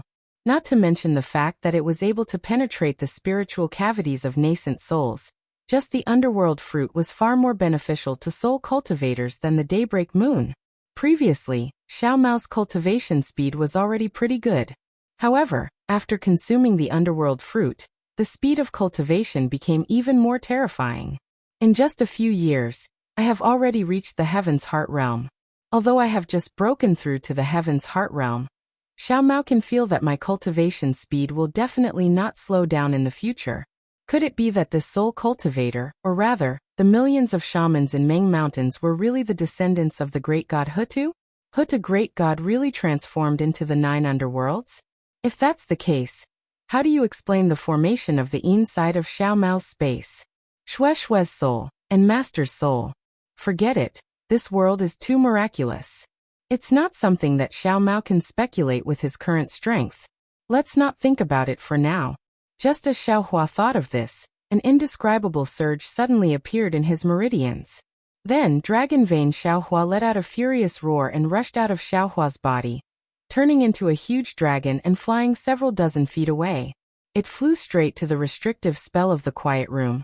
And only then did it trigger the restrictive spell. The dragon's body was forcefully stopped, and the huge dragon filled up the entire quiet room. What's going on? Xiaohua asked curiously. Dragon Vein Xiaohua turned into a dragon elephant and coiled around the quiet room. While swimming, he answered, I sensed a kind of dragon aura soaring into the sky. Although this dragon aura was very weak and not much, after the dragon aura soared into the sky, the noble aura that descended was extremely vast and very tempting. I couldn't help but fly out. Oh! Xiaohua raised his eyebrows and looked at the direction Dragon Vein Xiaohua was facing. He asked curiously, What's going on? What's going on over there? Dragon Vein Xiaohua coiled around the quiet room for an hour before entering Xiaohua's physical body. Xiaohua walked out of the quiet room and released his Buddhist consciousness. When he saw what was happening over there, He couldn't help but sneer. However, the moment he withdrew his Buddhist consciousness, his expression suddenly changed.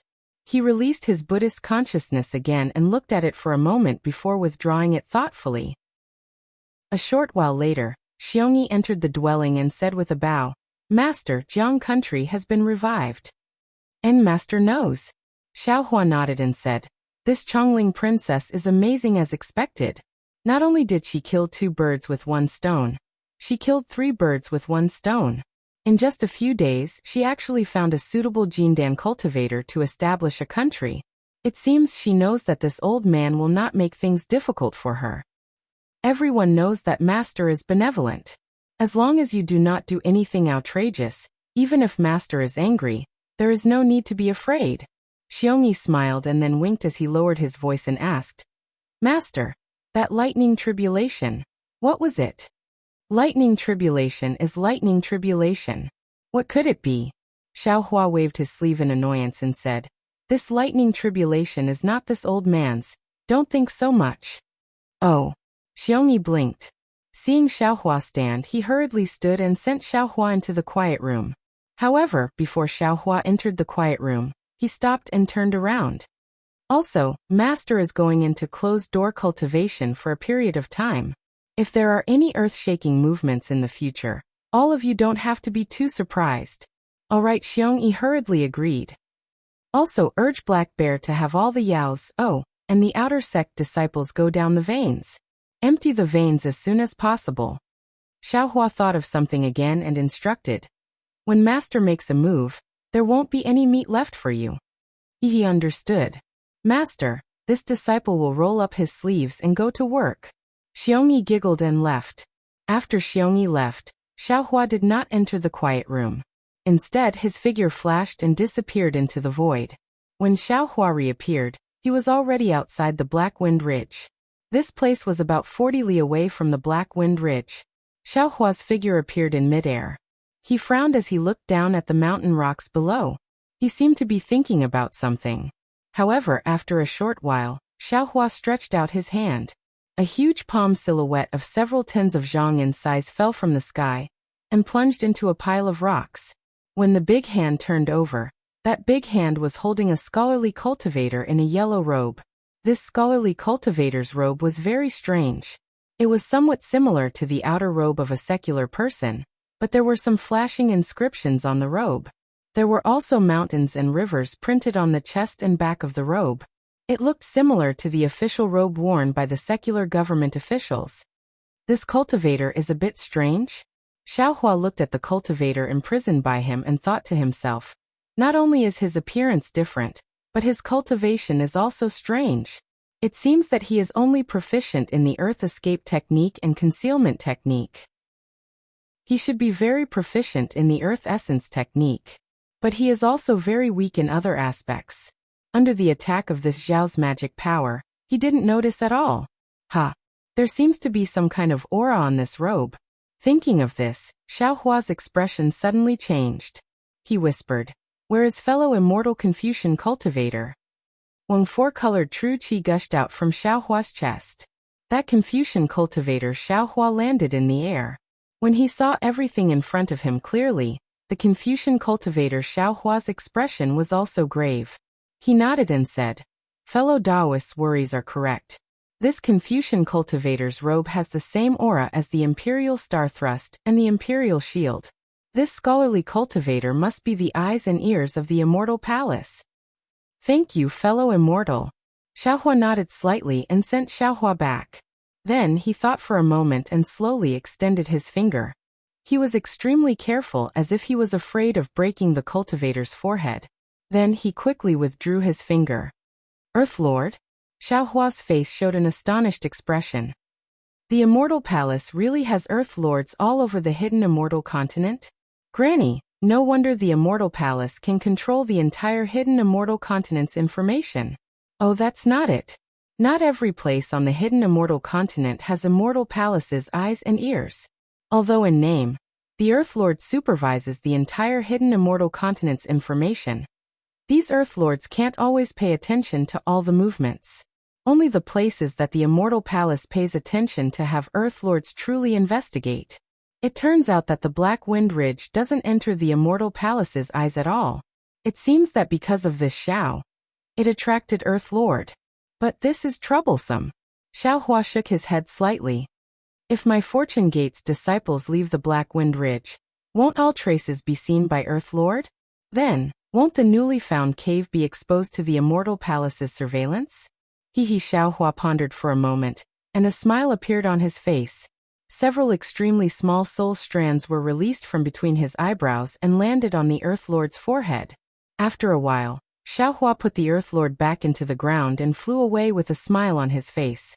After dealing with the Earth Lord's surveillance, Xiao Hua formed an incantation and used the Earth Escape technique to escape towards the Black Wind Ridge. On the first day he returned to the Black Wind Ridge. He had tried to sense the metal and wood essence blood that had seeped into his body. Unfortunately, no matter how many times he tried, it was to no avail. Now that he had dealt with everything, he began to busy himself with the most important matter in his heart. At this time, Xiao Hua's Earth Escape technique had already reached a high level. Not to mention that he could move extremely nimbly underground. Even in places without Earth Attribute Origin energy, he could rely on his own Earth Attribute energy to move. Therefore, this time it was very easy for him to reach the location of the Black Fog. Chapter 38:16. However, the Black Fog underground was still like a viscous liquid. Clusters of tiny vortexes were endlessly produced from the inside, constantly spreading towards the outside. However, even at this place, Xiao Hua was still unable to sense the blood essence in the water and fire magnetic field. Xiao Hua's heart had already turned cold by more than half. Damn it, looks like this Xiao's method isn't working. Xiao Hua breathed out spiritual fire and drilled through the fog while secretly thinking, I still have to. Ouch. Success. That is to say, when Xiao Hua's figure had just rushed through the black fog that was several tens of feet deep, a familiar feeling suddenly emerged from the bottom of his heart. It was just like when he used the blood refining method to refine the demonic tool in the past. The entire magnificent water and fire magnetic field space had yet to appear, but the situation inside the space had already fallen into his heart. Haha, the blood refining method of the demonic world is indeed powerful. It can really shock the heavens and earth and make ghosts and gods weep. Xiao Hua laughed loudly, his figure landing inside the magnetic field space. At this time, Xiao Hua already didn't need to open his transcendence vision. What the naked eye could see was a pitch-black mass, but the entire water and fire magnetic field was like a part of Xiao Hua's body, incomparably familiar with it. Even those tens of thousands of magnetic fields were like rainbows in Xiao Hua's heart. What was special was that at the extreme point of the fire magnetic field, a vermilion bird poked its head out from inside, somewhat curiously looking at Xiao Hua. Without any hesitation, it turned into a rainbow and landed below Xiao Hua's body, obediently lying beside him, appearing very attached. At the same time, at the extreme point of the water magnetic field, the other black tortoise also didn't show any signs of weakness. It naively flew out, turned into a square foot, and landed on Xiao Hua's right arm, similarly obedient. Good Xiao Hua was happy in his heart, using his hand to caress the black tortoise and vermilion bird. Unfortunately, where his hand landed, he simply couldn't touch the two little things. Forget it. Xiao Hua was a little embarrassed. He shrugged and said, Wait for this old man to collect all of you. I reckon that once we enter the space, this old man will be able to touch you. After speaking, Xiao Hua released his consciousness and covered the fire and water origin magnetic field. When his consciousness came into contact with the fire and water origin magnetic field, Xiao Hua was instantly dumbfounded. He couldn't help but complain bitterly. Oh my god, this fire and water origin magnetic field is 3,650 mu in size. If it was an ordinary mountain, with this Xiao's current divine sense, even if it takes a lot of effort, this Xiao would still be able to store it in the space. But this is a water and fire magnetic field. Its weight is many times that of an ordinary mountain peak. With this Xiao's current cultivation, I'm afraid I won't be able to store it in my space. Rise at this moment. Xiao Hua's mind was mixed with his divine sense and could already wrap up the entire water and fire magnetic field. While his mind was affected, Xiaohua secretly shouted in his heart, as if to encourage himself. Rumble! The entire magnetic field space shook several times, scaring the tiny black tortoise and vermilion bird into fleeing. The water and fire magnetic fields had only moved a few inches, and there was still a large gap between them and the space. Forget it. Today this old man will exhaust you to the end. After knowing the gap, Xiaohua wasn't discouraged. He simply sat cross-legged in the magnetic field space and released his consciousness, divine sense, and Buddhist sense. Just like when he was in the rockfall matrix of Yaotai Mountain, he began to temper his divine sense according to the secret technique. Of course, in addition to tempering his divine sense, Xiaohua also practiced other divine abilities. Every few days, he would even fly out of the magnetic field space and summon a nascent soul. He would feed the nascent soul with human essence and use spiritual wisdom amplification. However, in this way, the Black Wind Ridge would suffer. Every once in a while, the entire Black Wind Ridge would shake a few times. Moreover, from time to time, the might of a lightning tribulation would suddenly appear. However, everyone and the demons of the Black Wind Ridge had also received Xiongyi's order. They knew that their master was cultivating, so they didn't ask too much. In fact, they didn't have time to ask too much because the Black Wind Ridge's underground or vein was really enormous. They mined day and night, and simply didn't have time to ask too much. Time passed very quickly. In the blink of an eye, more than 3 years had passed. On this day, the sky was clear and boundless. Outside the Black Wind Ridge, some of the Golden Eagle's subordinates were patrolling.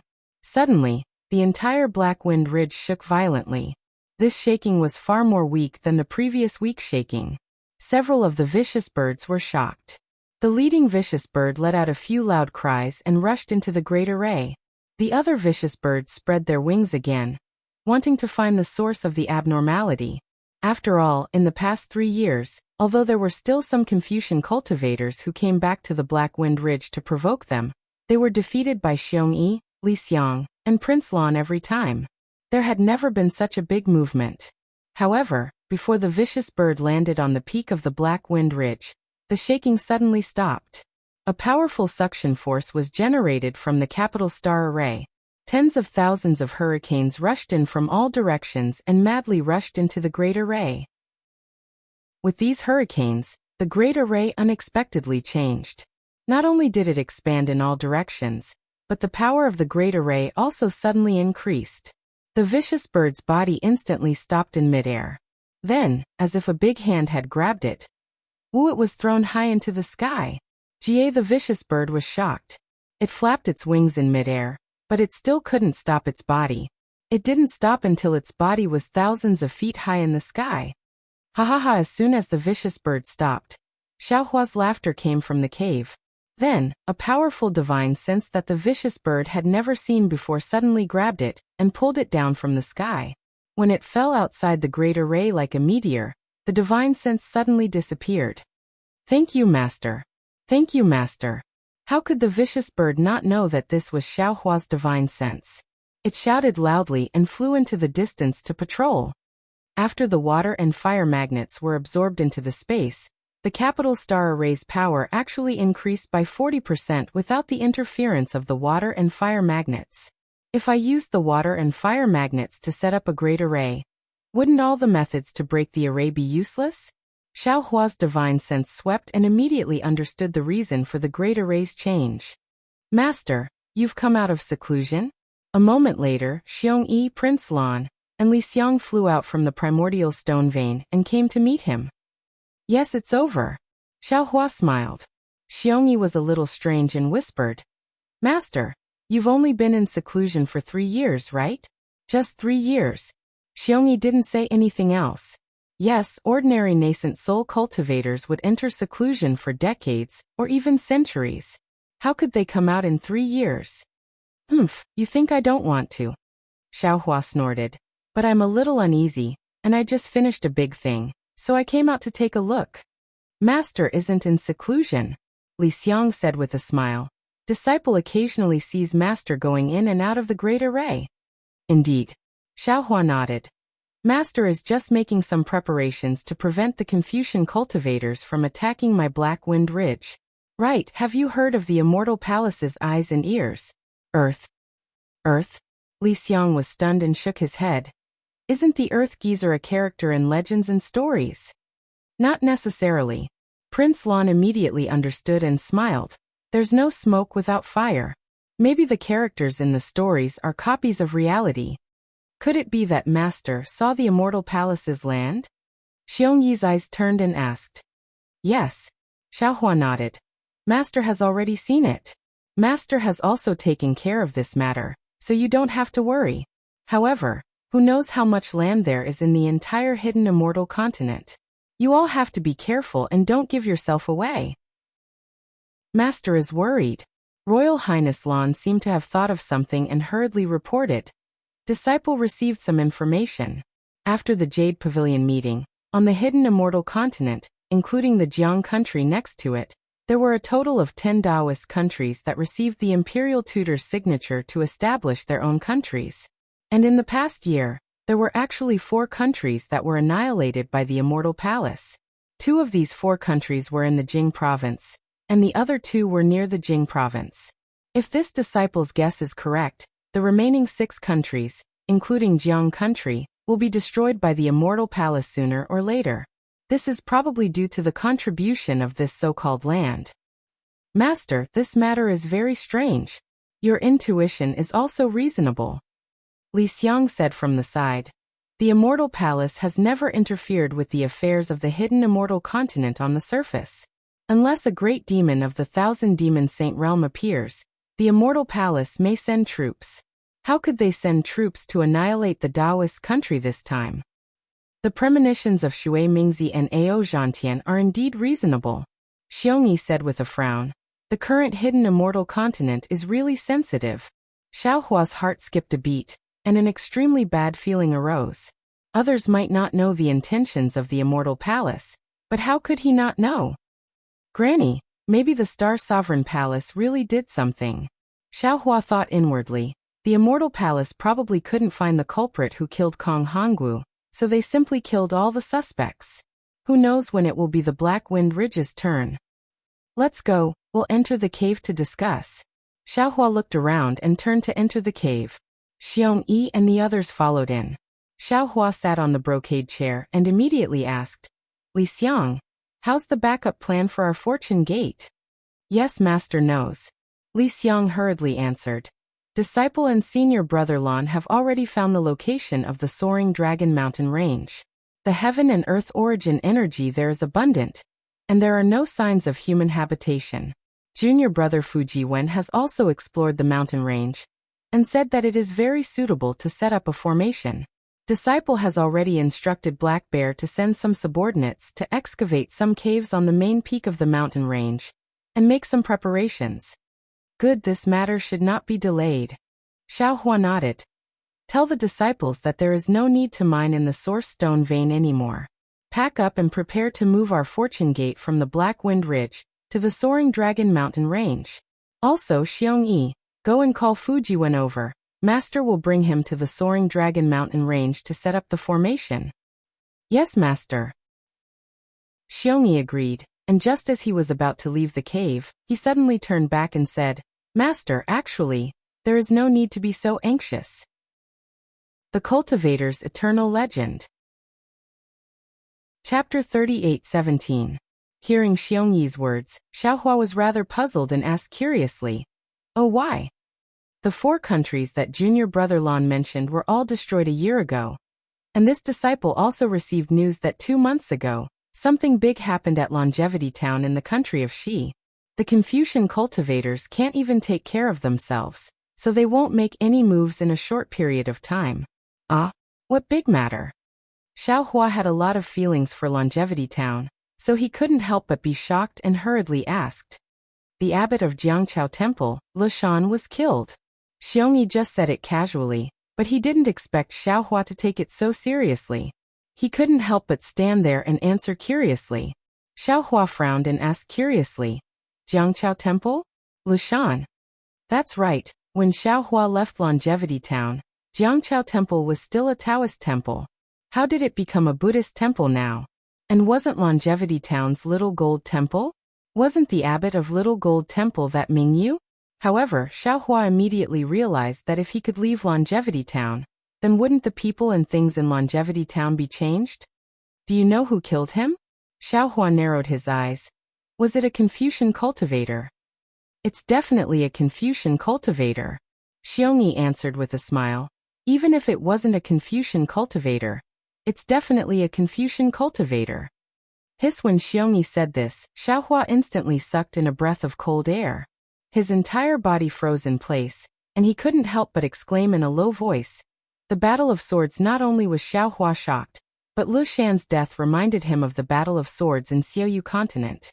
Now Ci Mei, who was sitting cross-legged on Jiangchao Ridge, also had a myriad of thoughts in her heart.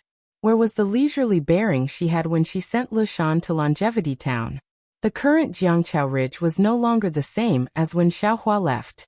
The entire dilapidated Jiangchao Temple had been completely demolished, and even the entire Jiangchao Ridge had been flattened.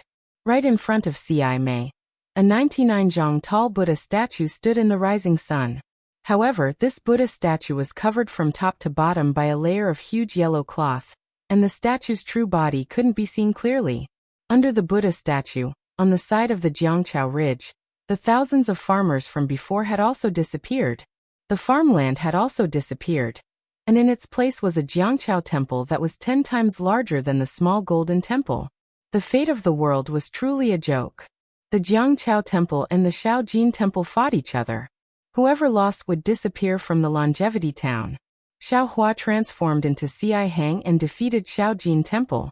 Originally, it should have been Jiangchao Monastery that won, but Ci Hang was a Buddhist. So Shaojin Temple seized the victory and chased Jiangchao Monastery's Xiaojian, Xiaohua, and Yuanya out of Longevity Town. But now, the small golden temple had been completely forgotten by the Longevity Town. This previously unknown river and tide temple was famous far and wide. At this time, the entire Jiangchao Ridge was completely surrounded by the Jiangchao Ridge. The road under the Jiangchao Ridge was also included in the Jiangchao Monastery. Even the paddy fields under the road and the Liao River were filled up and repaired very smoothly. There were stone steps that led from the Liao River to the Jiangchao Ridge, and there were rows of neatly arranged guest rooms. Normally, some good men and women would come over from the Liao River on large boats or small boats, and it was precisely from here that they went up to the Jiangchao Ridge to worship the golden body of the Guanyin Bodhisattva. On the other side of the Jiangchao Ridge, where the incense was at its peak, there were many temple buildings like the Hall of Great Strength. Each of them had a majestic aura, and a myriad of scenes. Waves of sutra chanting came from within with a rhythm, and the occasional bell rang throughout the entire Longevity Town. If Xiaohua was here, he would definitely be full of praise.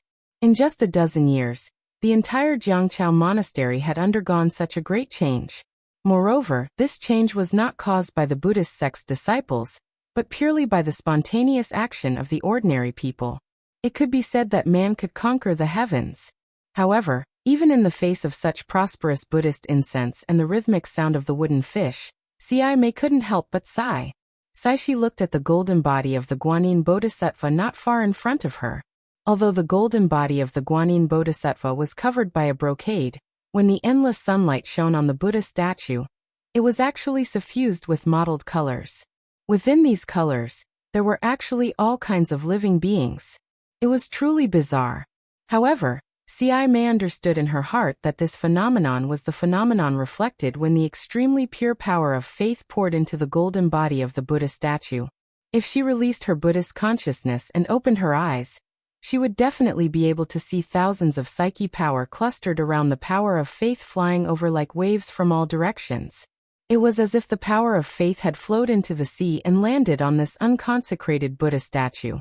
Ci Mei didn't know what kind of good karma Ci Hang had in the past, but just by saving tens of thousands of villagers in the Longevity Town, Ci Mei believed that he definitely wouldn't have such abundant power of faith. However, the timing of the Guanyin Bodhisattva's appearance was too crucial. At this crucial moment, there was such a suitable opportunity. Even if Ci Hang didn't do any special good karma, this gathering of winds and clouds would push him to the peak of the karma. Under the golden body of the Guanyin Bodhisattva was another ordinary coffin. The coffin wasn't covered, and the rising sun couldn't shine on the corpse inside. A pitch-black and gloomy coldness seeped out from the coffin. Even the Buddhist light of the Guanyin Bodhisattva's golden body couldn't dispel this darkness and gloomy coldness. When Ci Mei sighed, Jingcheng, who was sitting next to her and chanting softly, hurriedly stopped and asked in a low voice. Grandmaster Ci Mei ignored Jingcheng. She stood up and slowly took a few steps back as if she was respectful to the golden body of the Guanyin Bodhisattva. Then she walked step by step to the edge of the Jiangqiao Ridge. She stood in front of the white marble stone railings and looked up at the stone steps on the side of the Liao River. Her eyes narrowed as she thought about something. Jingcheng hesitated slightly and also stood up. He followed behind Ci Mei and stood respectfully a few feet away. His gaze also fell on the stone steps. These stone steps originally led from the main road to the Jiangqiao Ridge. It was steep and narrow. Back then, Xiaohua had rolled down here. Now it was unknown how many times wider it was than before. However, at this time, the stone steps were filled with good men and women kneeling. They stretched from the top of the stone steps to the shore of the Liao River. In fact, on the other three sides of Jiangqiao Ridge, there were also many good men and women kneeling on the ground. The densely packed heads were almost endless to the naked eye. Grandmaster, when Jingcheng saw the benevolence on Ci Mei's face, he probingly said, "These good men and women have been kneeling here for a long time. Some have been kneeling here for several days, while others have been kneeling for dozens of days. Although they haven't fasted, if they continue like this, it is very likely that some of them won't be able to hold on. When that time comes, it will be even more difficult for my Jiangqiao monastery. Grandmaster, how about?" The benevolence on Ci Mei's face disappeared and she indifferently asked, "How about what?" Jingcheng was startled as if he heard the difference in Ci Mei's tone. Jingcheng softly said, "Disciple doesn't know what to do. However, this disciple feels that we should do something. It doesn't matter what we do. Otherwise, we would truly be letting down the trust of these kind-hearted men and women." Jingcheng couldn't not answer, so he clasped his hands together and said in a low voice. Ci Mei asked with interest, "Let me ask you, what do you think we should do?" This Jingcheng was somewhat regretful and felt that he shouldn't have followed. However, if he hadn't followed, how could he have stood beside Grandmaster Ci Mei? There were so many monks in the entire Jiangqiao monastery. He was probably the only one who had this qualification, right? No matter what we do, disciple feels that at the very least, we should give them a promise to find the real culprit who killed Marshal Uncle Shan. Only then will we be able to live up to their trust in our Jiangqiao monastery. Only then will we be able to live up to their kneeling here for more than 10 days. He answered honestly. Could it be that Grandmaster doesn't think so? Alas, Ci Mei sighed again and shook her head. Jingcheng, do you feel that I'm sighing because of their trust and sincerity? Then what is Grandmaster sighing about? Jingcheng was somewhat dumbfounded. He felt that his brain couldn't keep up with Ci Mei's words. I'm envious of senior martial brother Ci Hang's luck. I'm sighing about my helplessness. With my current state of mind and what I've done all these years, I don't even know when I will be able to achieve fruition. I'll be able to achieve fruition in this lifetime. Ci Mei looked into the distance and said in a low voice, I'm envious of those Ku Tuchuo. Although their cultivation is difficult, their Buddhist heart is firm and untainted by any worldly affairs. This kind of cultivation is something that our Buddhist disciples should have. He, Grandmaster Jingcheng smiled and said, although Ku Tuchuo's cultivation is praised by our Buddhist sect has 13 Buddhas.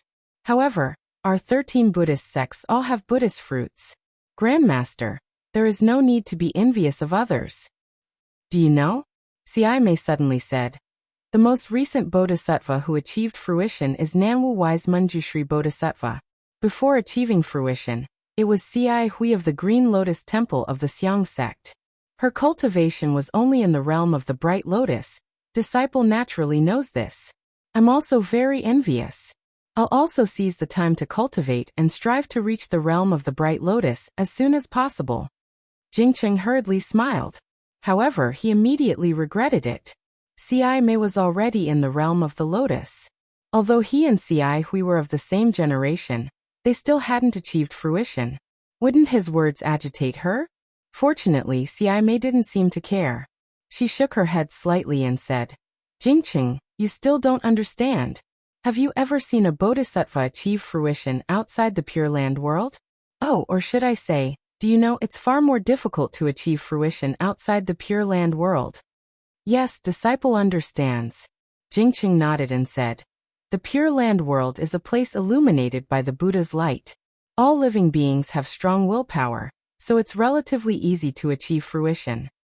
No, you don't understand at all. Xiai Mei said coldly. Jingqing was shocked. He hurriedly put his palms together and asked, Grandmaster, please enlighten me. Amitabha.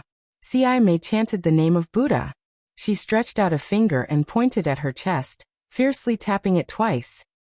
This Jingqing was really at a loss. It wasn't that he wasn't proficient in Buddhism. It was just that what Xiai Mei said exceeded what he had learned. He really didn't understand where the Zen principle of Xiai Mei's action was. Chapter 38:18. Heart. Today Xiai Mei was different from the past. She didn't scold Jingqing too much, and didn't let Jingqing comprehend it himself. Instead she said, if you don't have a Buddha's heart, even in the Pure Land world, it's hard to attain enlightenment. This of course I know, Jingqing said bitterly. He said in a low voice, I came to the hidden immortal continent and became the abbot of the Cloud Forest Temple. Didn't I preach the Dharma and have a Buddha's heart? Your Buddha's heart is only a Buddha's heart and a Buddha's heart. It's not the Buddha's heart. Xiai Mei hit the nail on the head. Not only you, even I have lost my Buddha's heart. His Jingqing was shocked and asked hurriedly, Why? What's a Buddha's heart? If I knew what a Buddha's heart was, I would be like senior brother Xiai Hang and Manjushri. Xiai Mei answered. Then she looked back at the coffin under the golden body and said, actually, when I sent kindness to Jiangqiao Temple, the Buddha's heart that I could have was already gone. Ah, Grandmaster. Jingqing's body trembled and his voice trembled. Could it be that Grandmaster knew that there would be such a day? No, I didn't know. Xiai Mei shook her head. Or I buried my head in the monk's robe. I didn't want to know. However, I heard the news that kindness was killed. I knew that kindness was the first, but he's definitely not the last. No one knows who the last one will be. No one knows when the last one will be. I understand. Jingqing seemed to have suddenly realized something and said hurriedly, the Buddha's heart that Grandmaster talked about is a heart that is clear and not tainted by the mortal world. We are Buddhas outside the Pure Land world who aim to promote the Dharma. How can we not be tainted by the mortal world and be clear? That's right, Jingqing. You finally got something. Xiai Mei smiled. I'm very gratified. But Grandmaster, if we didn't promote the Dharma, how could there be so many believers? How could our Buddha's light shine on the hidden immortals? Jingqing asked. Xiai Mei nodded again. That's right. If we don't subdue demons and protect Buddha, how can we be Buddha's protectors? If it weren't for us sacrificing our hearts to impart the teachings, how could the Buddha's light reach so far? Alas, disciple understands why Grandmaster sighs. Jingqing sighed as well. He looked at the 99 feet tall Buddha statue and said, this disciple is also envious of Ku Tuchuo's bitter cultivation. Since you know, will you still make a promise to these kind men and women? Xiai Mei asked again. Jingqing shook his head slightly. I can't give you this promise, nor can I. They might have thought that they were doing what they were supposed to do, but they didn't expect that the same kneeling would have different effects at different times. In 9 years, they prayed for blessings for the people 9 times, and the golden body of Namo Guanyin Bodhisattva 9 times. Every time, the Confucian cultivators were defeated by the people. This time, they were still kneeling and kowtowing. However, they were not praying for blessings, they were forcing him. You are forcing my Buddhist sect. That's right. In 9 years, the Confucian cultivators destroyed the golden body of Namo Guanyin Bodhisattva 9 times. In 9 years, it was these unarmed believers who reconstructed the golden body of Namo Guanyin Bodhisattva 9 times. How majestic is the power of the people's will. It's also this majestic power that forced Lishan to his death. It's also this majestic belief that killed millions, or even tens of millions of lives. Xiai Mei sighed. This is the believer's fault? Or the Buddhist Lord's fault? Or is it my fault? None of them. Jingqing shook his head. It's the Confucian cultivators' fault. They shouldn't have challenged my Buddhist sect's bottom line time and time again. They shouldn't have killed martial Uncle Lashan, who didn't even have the strength to truss a chicken. Do you think this is the work of the Confucian cultivators? Xi Mei asked. Jingqing shook his head and said, this disciple doesn't know either. It's just that martial Uncle Lashan's body was injured by the water essence. Even if the Confucian cultivators wanted to get away with it, it's impossible for them to get away with it. Even if the Chongyan sect withdrew Longevity Academy from Longevity Town, after martial Uncle Lashan came to Longevity Town, and even secretly sent experts to protect him, they still can't eliminate their suspicions. The water qi chaoyuan is a common cultivation method of Confucian cultivators in the Zongxian continent. Except for the demons in the Thousand Demons Sacred Realm, even the disciples of Buddhism and Taoism can cultivate the pure water qi chaoyuan genuine qi, let alone Confucian cultivators. Buddhist disciples? This isn't very possible? Jingqing turned pale with fright when he heard this. He lowered his head to look at the monk chanting sutras in the distance and said, Grandmaster, you're saying my heart is no longer a Buddhist heart. It's hard to avoid thinking too much. Xi Mei wasn't surprised by Jingqing's reaction. This might be what some Buddhist disciples think. No, I don't believe it. Jingqing shook his head. I still think that it's either the Confucian cultivators who killed martial Uncle Lashan and forced our Buddhist sect to withdraw from the hidden immortal continent, or it's the remnants of the Taoist sect who killed martial Uncle Lashan and wanted to provoke a war between us immortals and Buddhas, so that their Taoist sect can benefit from it. Therefore, Grandmaster, we must find the real culprit. Jingqing, you still don't understand. The truth of the matter is actually no longer important. Xi Mei shook her head. What's important is that Longevity Town, the #1 town of our Buddhist sect in the hidden immortal continent, the #1 Taoist sect of our Namo Guanyin Bodhisattva in the hidden immortal continent, and Abbot Lashan was killed by the Confucian cultivators. This is the most important thing. Grandmaster, what do you mean? Jingqing's face suddenly turned ashen. He seemed to have thought of something and cried out in surprise. Swoosh at this moment, a Buddhist light flashed in the distant sky, and a Buddhist document fell in front of Xi Mei. Xi Mei reached out and scanned it with her Buddhist awareness. Her calm face slightly frowned and relaxed. She put the Buddhist document into her monk robe and said faintly, 10 days ago, the Yu Province Confucian cultivator Shui Song state was destroyed by the Buddhist sect's Ji state. 253,000 people died. The Ho state was destroyed by the Confucian sect's Sen state and the Taoist sect's Yong state. 510,000 people died. 510,000 people? Jingqing was shocked. How could there be so many? The Yu Province sect's Spirit Mountain's Chufeng sect was destroyed by the Buddhist sect's Dilian state. 30,000 people died. The Yu Province Jilian Mountain's Lianzhang Temple was destroyed by an unknown Confucian cultivator. 603 people died. It's a mess, a mess. Jingqing bit his lips and seemed to be in disbelief. Swoosh before Jingqing finished speaking, several Buddhist lights flew from all directions to Xi Mei's hand as if they had agreed beforehand.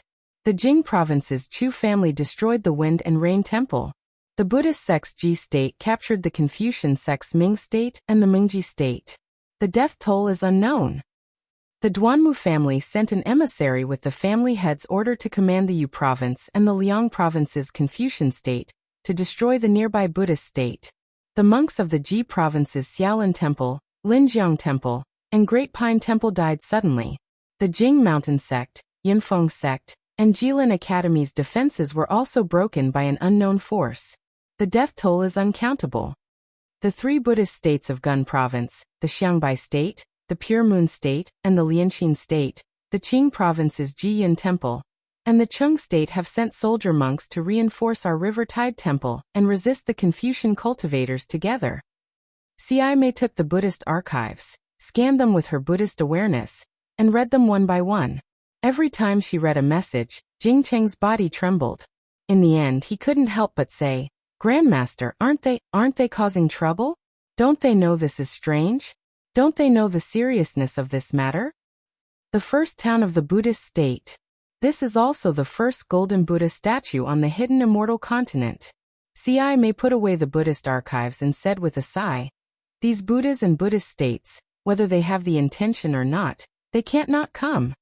There must be some truth and some lies in these messages." Jingcheng suddenly said in a low voice, "Maybe Grandmaster can find the culprit." CI May asked in reply, "If you did this, would you still draw legs on a snake?" Jingcheng was speechless. Swoosh! Suddenly, another Buddhist light flew from afar.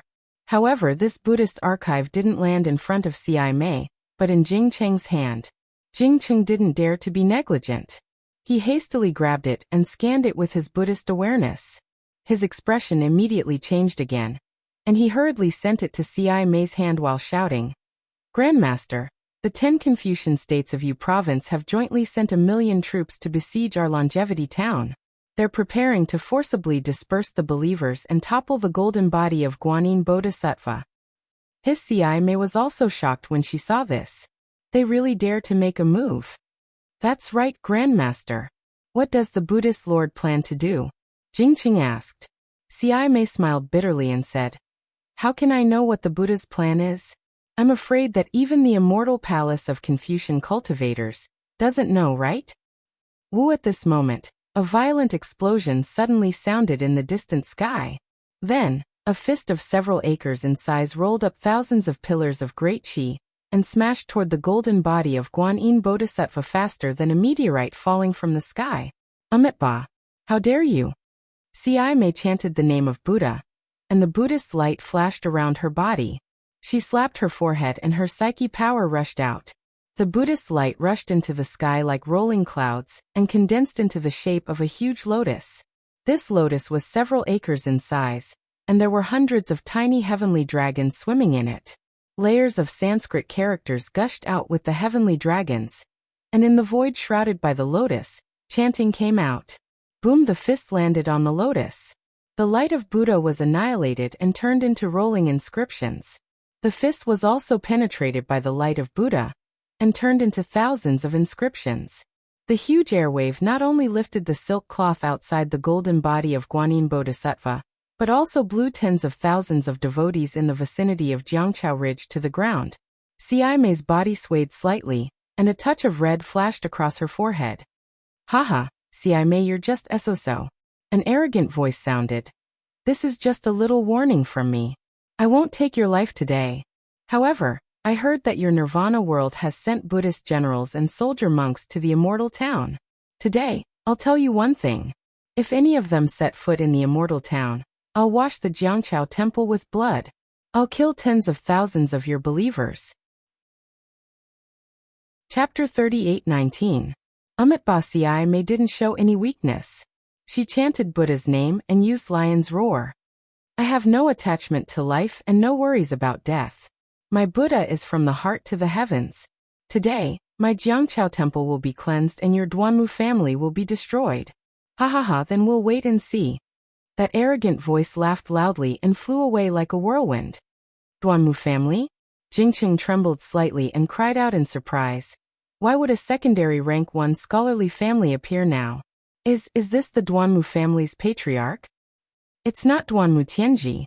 CI May's face was somewhat pale as she said softly, "Duanmu Lianheng, a disciple of the Duanmu family who has the highest chance of becoming a literary saint." Literary saint? Jingcheng didn't know what to say.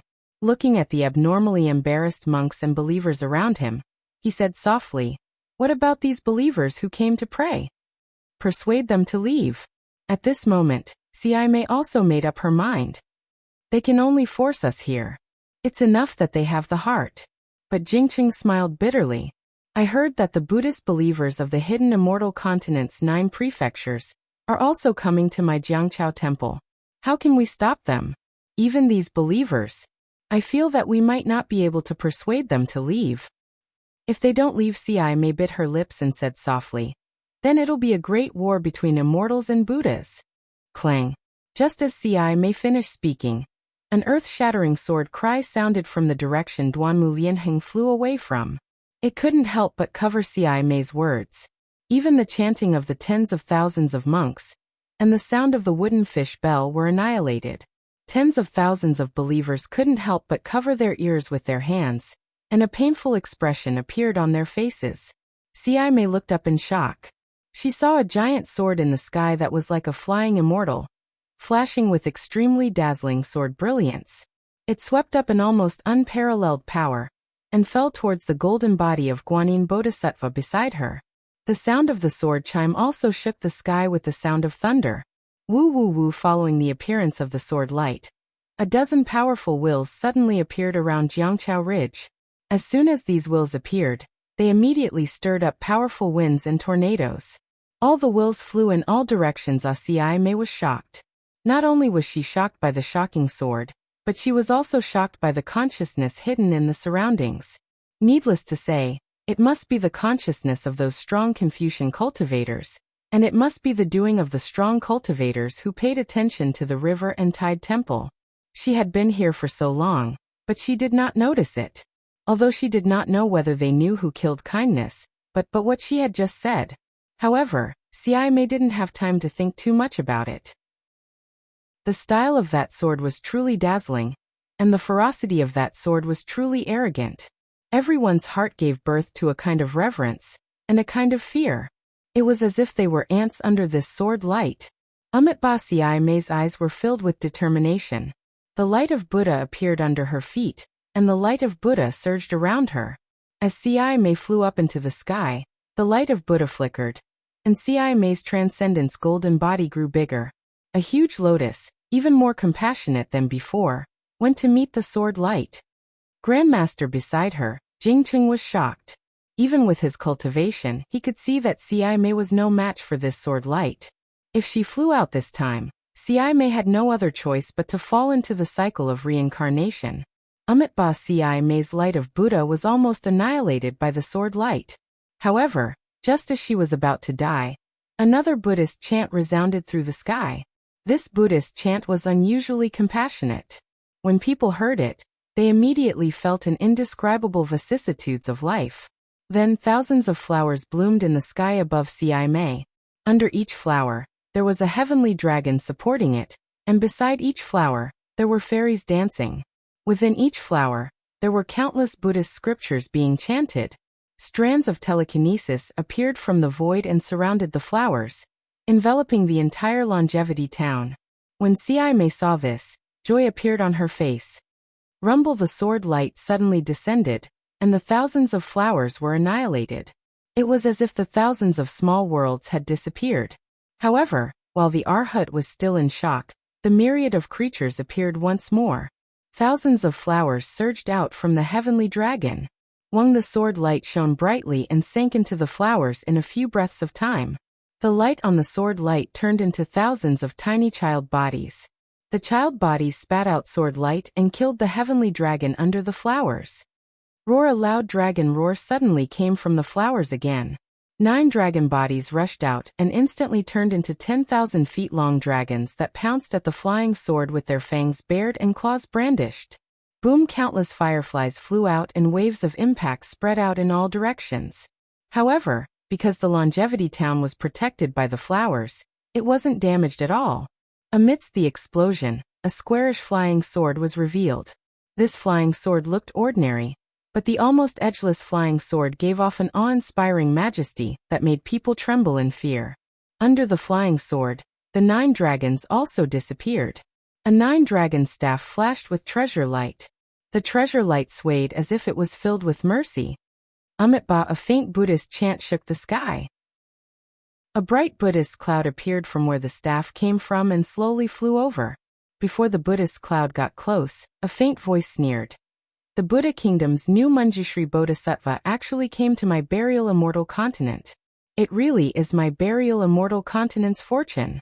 Since it's Manjushri Bodhisattva, this old man will give you face and see how your Thunder Sound Temple handles this matter. If it's not to my liking, this old man will come back and cut down your golden Buddha statue. With that, the sword turned into a rainbow and flew away. The source of the voice was covered in white clouds, making it impossible to see who it was. Thank you, Sandalwood. The sword left, and the Bodhisattva came. A faint voice came from the Buddhist light. From where the Buddhist cloud came from, A Manjushri Bodhisattva rode on a green lion. He had a green lotus in his left hand and a treasure sword in his right hand. Looking at the Buddha's light behind Manjushri's head condensing into a mirror, and the power of faith flowing like a river, Ci Mei felt a stabbing pain in her heart for no reason. He knew in his heart that even if Ci Hui was only in the state of bright eye before achieving fruition, as a bodhisattva, Ci Hui could use the Buddha's light and the power of faith of hundreds of millions of believers with the help of the Buddha's fruit behind her head. Even the power of faith accumulated in her previous life could be used in this life. This was the true power of bodhisattva. Ci Mei didn't dare to be negligent. He quickly knelt in the air and chanted, "Disciple Ci Mei greets Manjushri Bodhisattva." Get up. Manjushri Bodhisattva came down from the green lion and waved his hand. The 9-dragon staff fell into his hand and turned into an ordinary staff. "Thank you, Bodhisattva." Ci Mei got up and said in a low voice, "Disciple sent a Buddhist letter to Lane Temple before coming to Jiangchao Temple." Disciple didn't expect Bodhisattva to come to Longevity Town so quickly. What Buddhist message did Buddha send? Well, Manjushri Bodhisattva was a little embarrassed. He then said frankly, "I came under Buddha's Buddhist message. But this message has nothing to do with Longevity Town. I just saw that Jiangchao Temple was in a critical situation. I couldn't bear to see Guanyin Bodhisattva's golden body suffer, so I helped." Ah! Ci Mei was stunned. He looked at Manjushri Bodhisattva in disbelief. He really didn't understand why Bodhisattva who wouldn't leave Lane Temple would suddenly come to Hidden Immortal Continent. Was there something more important than Longevity Town and Guanyin Bodhisattva's golden body?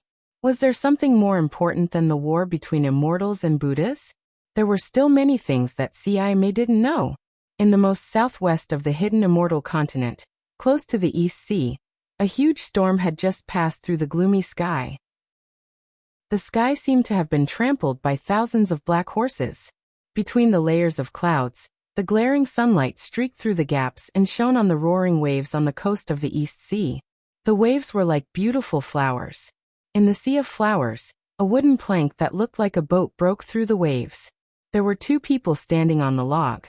The one in front was a young monk who looked to be about 17 or 18 years old.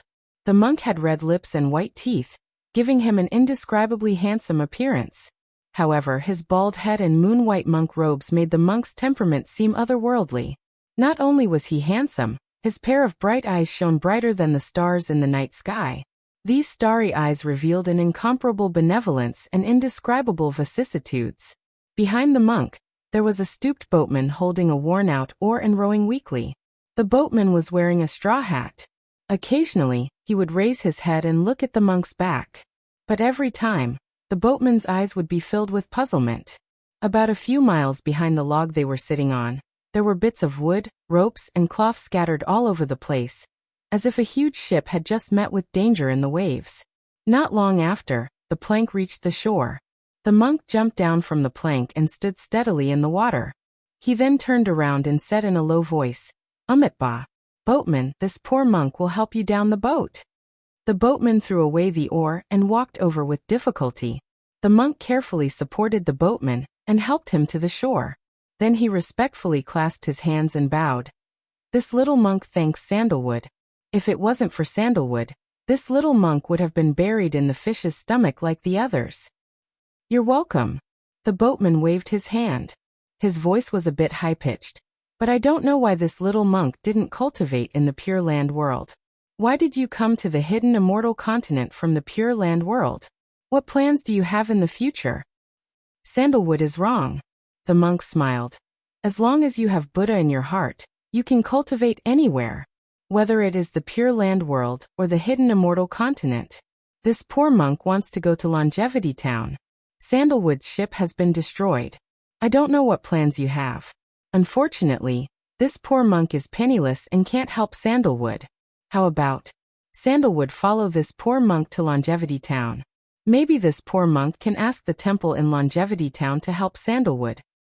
You're tuning in to the Li Mei's Wuxia Whispers YouTube channel. We're so grateful for your support, and don't forget to subscribe to join us on this incredible journey through captivating stories. Your generosity through donations truly makes a world of difference. as it's the primary source of revenue that allows me to expand and enhance this channel for you. Thank you from the bottom of my heart for being a part of this adventure.